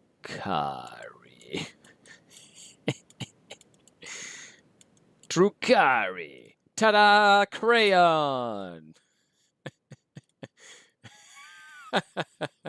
I'm having too much fun. Drukhari. Anyway, so let's go over this list real quick here. We've got Archon. So it went up 85 points in total, right? So it's a pretty hefty point increase. 10, 20, 30, 45. So the only real change to keep the synergy of this list pretty much the same is this goes down to 5 incubi, right? So we add what? Is it 75 points, right? Or is it, how many points is an incubi now? I don't know how much it used to be. I don't remember. See, I just use my list and I just shut my mouth and play the game. So incubi were 75. So we get, you know, so there's 85 points off of that. That literally, boom, literally pays for all the changes. So like you can literally just go, oh, look, that's it. I'm done. I'm like, it's a flat change there. So instead of having the big, now this does make this list easier to play. I'll tell you right now that the 10 incubi was tough to play because of the fact that it was so command point hungry. So command point hungry. So it's actually one of those things where you could drop a raider to another venom, right? And that gives you 10 points to play around with. And then you can go like Spiteful here. Spiteful Raider. You can put Spiteful Raider. Or you've got 35 points with Spiteful and this over here. So you got 35 points there. You can actually, I don't know, play around with that a little bit if you wanted to. There's like a whole bunch of different things The 10-man incubi unit was more of a meme than it was the secret source. Yeah, it go in and kill stuff, but like it rarely did what like it did do kill, and it was good. But it's like 5 incubi could have done the same. It just means that more emphasis goes onto the court at that point. So the court becomes more killy, and you're investing more of the CP stuff into the court in this list, right? So if you do that, like that's kind of how it ends up being with a lot of the changes. Hey, Nergal Matthew, what's going on? You know, so it's like, that's like a basic change to my list. Now, over the course, I'm like, the more I've been playing, I'm like, do I really need the 5 Scourge with Lances? To be honest, just the Scourge with Haywire Blast has been doing great. So, to be honest, I'd probably drop the Scourge with Lances. I would probably drop Spiteful Raider and NMS, right? And then the Nightmare Shroud. I'd drop that. I'd add a Ravager. So another option is a Ravager here for 3 Dark Lances. That then gives me some more Pain Token regeneration to hit on 3s. So that's an option. And then actually add a Succubus here for 45 points. So that's another option, right? So that's just spitballing, which then means that I can use that 3rd Venom. When I split the witches, it gives me 2 units of 5 witches, and then each witch unit can have a succubus. So I can do 5 succubuses with a blast pistol and the sergeant with a succubus to have 2 blast pistols in that unit and grenades to go and maybe do a little bit extra damage. And then Lilith with just 5 that are like ablative wounds for her. So that's kind of where my goes. Or in some matchups, I can split them up and then have Lilith by herself, Succubus by herself to go press buttons, and then 2 units of 5 witches for more MSU stuff, right? So that's an option as well. If we drop the Succubus, right, we could just drop a Venom altogether, and then that gives us 115 points or something like that, which 45, 75, so yeah, 115 points, which then adds, what, 10 more cabs or something here. So you could do 10 more cabs, or you could do, you could do 5, put in a unit of Reaver jet bikes or something. There are lots of cool little options you can do, but the core of the list stays the same. Void-driven bombers stays the same. Scourge with Ravagers, or maybe 2 Scourge, stay the same. 2 Chronos, 2 Mandrakes stays the same. You can fiddle around a little bit with, instead of a court, you could take a 2nd unit of 5 Incubi, right? And do 2 units of Incubi. Or 1 big unit of 10 Incubi if you want to keep that big hammer unit and then drop the court, right? There are lots of options in this list, and it's very versatile. So that's me list crunching my first list. So let's go on to my new Real Space Raider list that I have been developing. Now, I've only played a couple of games with this list. Of course, the changes change it, and I am taking this to the event that I'm playing this weekend. I'll be doing a whole video tournament and review when I get back, right? 'Tis late in the upside down, says Keith. It was nice to catch something, but sleep beckons. No problem, Keith. Thanks for hanging out. Really appreciate it. Alessandro says, how do you deal with Monster Heavy or Catan lists with the double bomber lists? The court, and you kill everything that's not a monster, and then the Void-Raven bombers just shoot, and you just roll 5s. That's just how that works. Do 2 Chronos overlapping roll double pain tokens? No. You don't overlap pain token auras, but you have an aura on every different parts of the table, and then the Chronos are actually there to do actions. They're durable enough to survive for sabotage and recover assets and all that stuff. They're also great to put in the middle of an objective if somebody has 3-inch deep strikes to then not just die and to keep your sticky objectives alive. Their Chronos are super versatile. So in my Real Space Raid list, I have my Archon with Labyrinthine Cunning, which, by the way, I'm starting to love. I have Urien, I have Lilith, I have a Beastmaster, and I think that's the main character core. I used to have a Homunculus in there as well, but that got taken out. So this is like my new list with changes, because the other list was old enough that I didn't have that. So I have 10 cabs, I have 10 witches. I used to have 10 racks, but now I only have 5 racks. Right, this is the list that I'm literally running this weekend. It has 2 units of, so he's got a Raider and 2 Venoms, I think. 2 Venoms.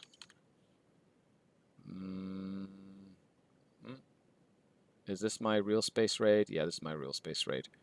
Yeah, a raider and 2 venoms.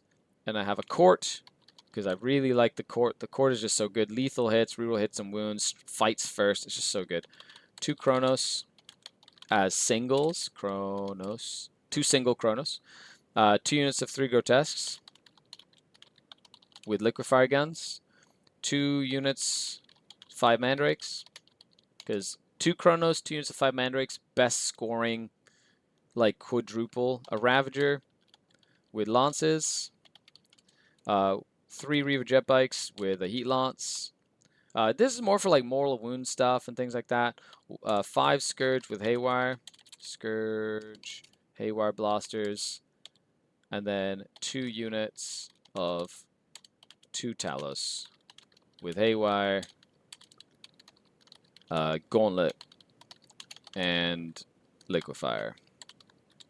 And this is 2,000 points on the nose. Liquefier. 2,000 points on the nose. And I used to have no Reaver jet bikes. The racks were 10 strong, and I had a Homunculus in there. But I took the Homunculus out, took 5 racks out, and added a unit of Reaver jet bikes. And honestly, I think that this list is about the same, if not better than the list that I was running. And it's a real space raid. Now, the reason I'm testing a real space raid is mainly because I want to build a list that's a little more grindy in a singles environment, that has a little bit more wiggle room to win by like 1 point. Right? Like in a teams environment, the Bombers have been great. The Bombers have also been great in a singles environment, but the Bombers do have the capacity to run into a bad matchup, which would be like, oh, I've got, you know, rail guns or whatever. Oh, and there go my Bombers. So then I'm at 400 points in the hole at that point. Or if I'm playing against This Is a Battle and they're like, Morven Vol by herself will kill 1 bomber and 1 castigator will kill another bomber, and then I literally have no bombers, and they maybe got 1 shooting phase out of me. So this is designed more for a singles environment where it's a little bit more grindy. I've got units that can fight more in the mid board. The Talos can bully. The Reaver jet bikes can bully. The Ravager with lances can use strike and fade, so you can move out, shoot, and jump away, so I can keep it alive, very similar to like the Scourge. And then, of course, you have Urien that heals stuff and comes back to life. The Court is like a really good fights first thing that can go in the Raider or on foot. I've got a couple of Venoms to split the Cabs and split the Witches. And then Lilith, of course, is there to do some extra damage against infantry. And then, of course, the Beastmaster, which is just great at that early game positioning game. Right? And that's kind of how this new Real Space Raider list works. Now, the Voidraven Bomber list is excellent. I see Guiton over there asking about the bomber. The bomber list is awesome. I've developed that bomber list. It does not need more developing. The bomber list is developed. I need to continuously develop list concepts. I love that creative thing. I like putting something on paper and being like, can I make this work?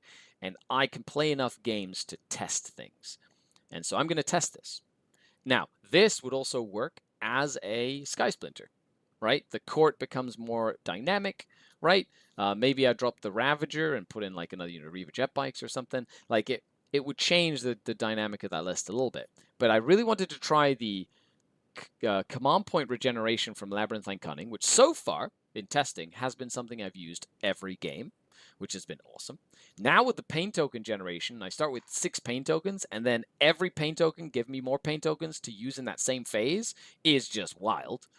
And then, of course, the Talos. I've learned how to use Talos over time, so I get to be a lot more shenanigan-y with it as well.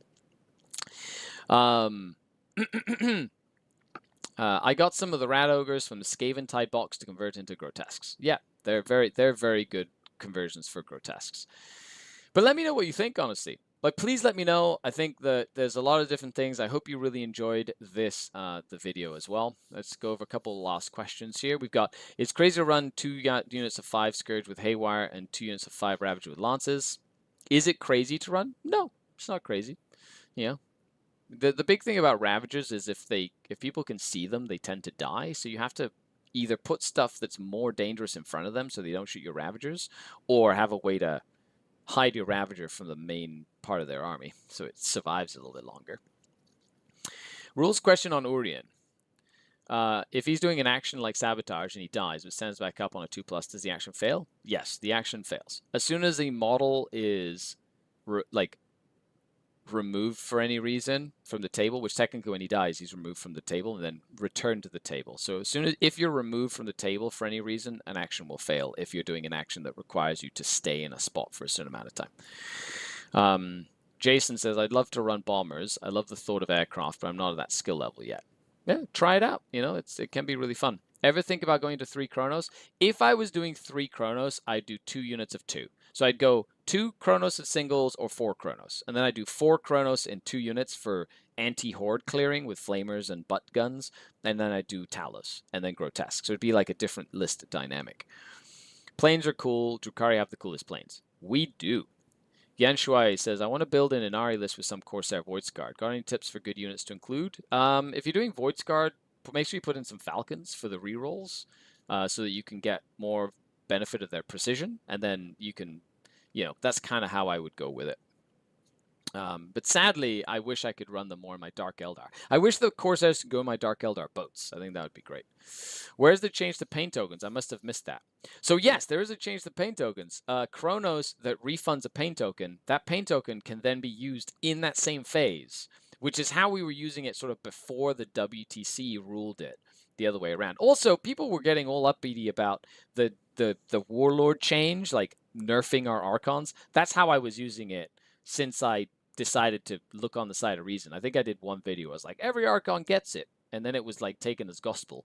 Technically, yes, every Archon got it. But I played it as one Archon because I thought it was going to go in that direction anyway. It was very clearly written that way. And GW has said, yes, just the Warlord is cool.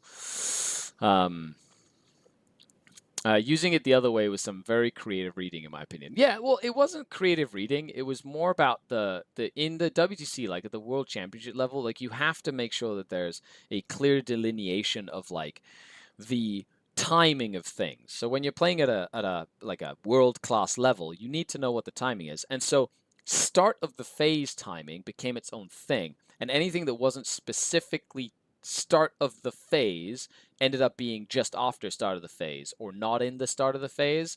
And so therefore that's where that ruling came from, being like, it doesn't specifically state that you roll to refund at the start of the phase. Therefore, you have to wait till after the start of the phase, which is after you've given all the paint tokens out.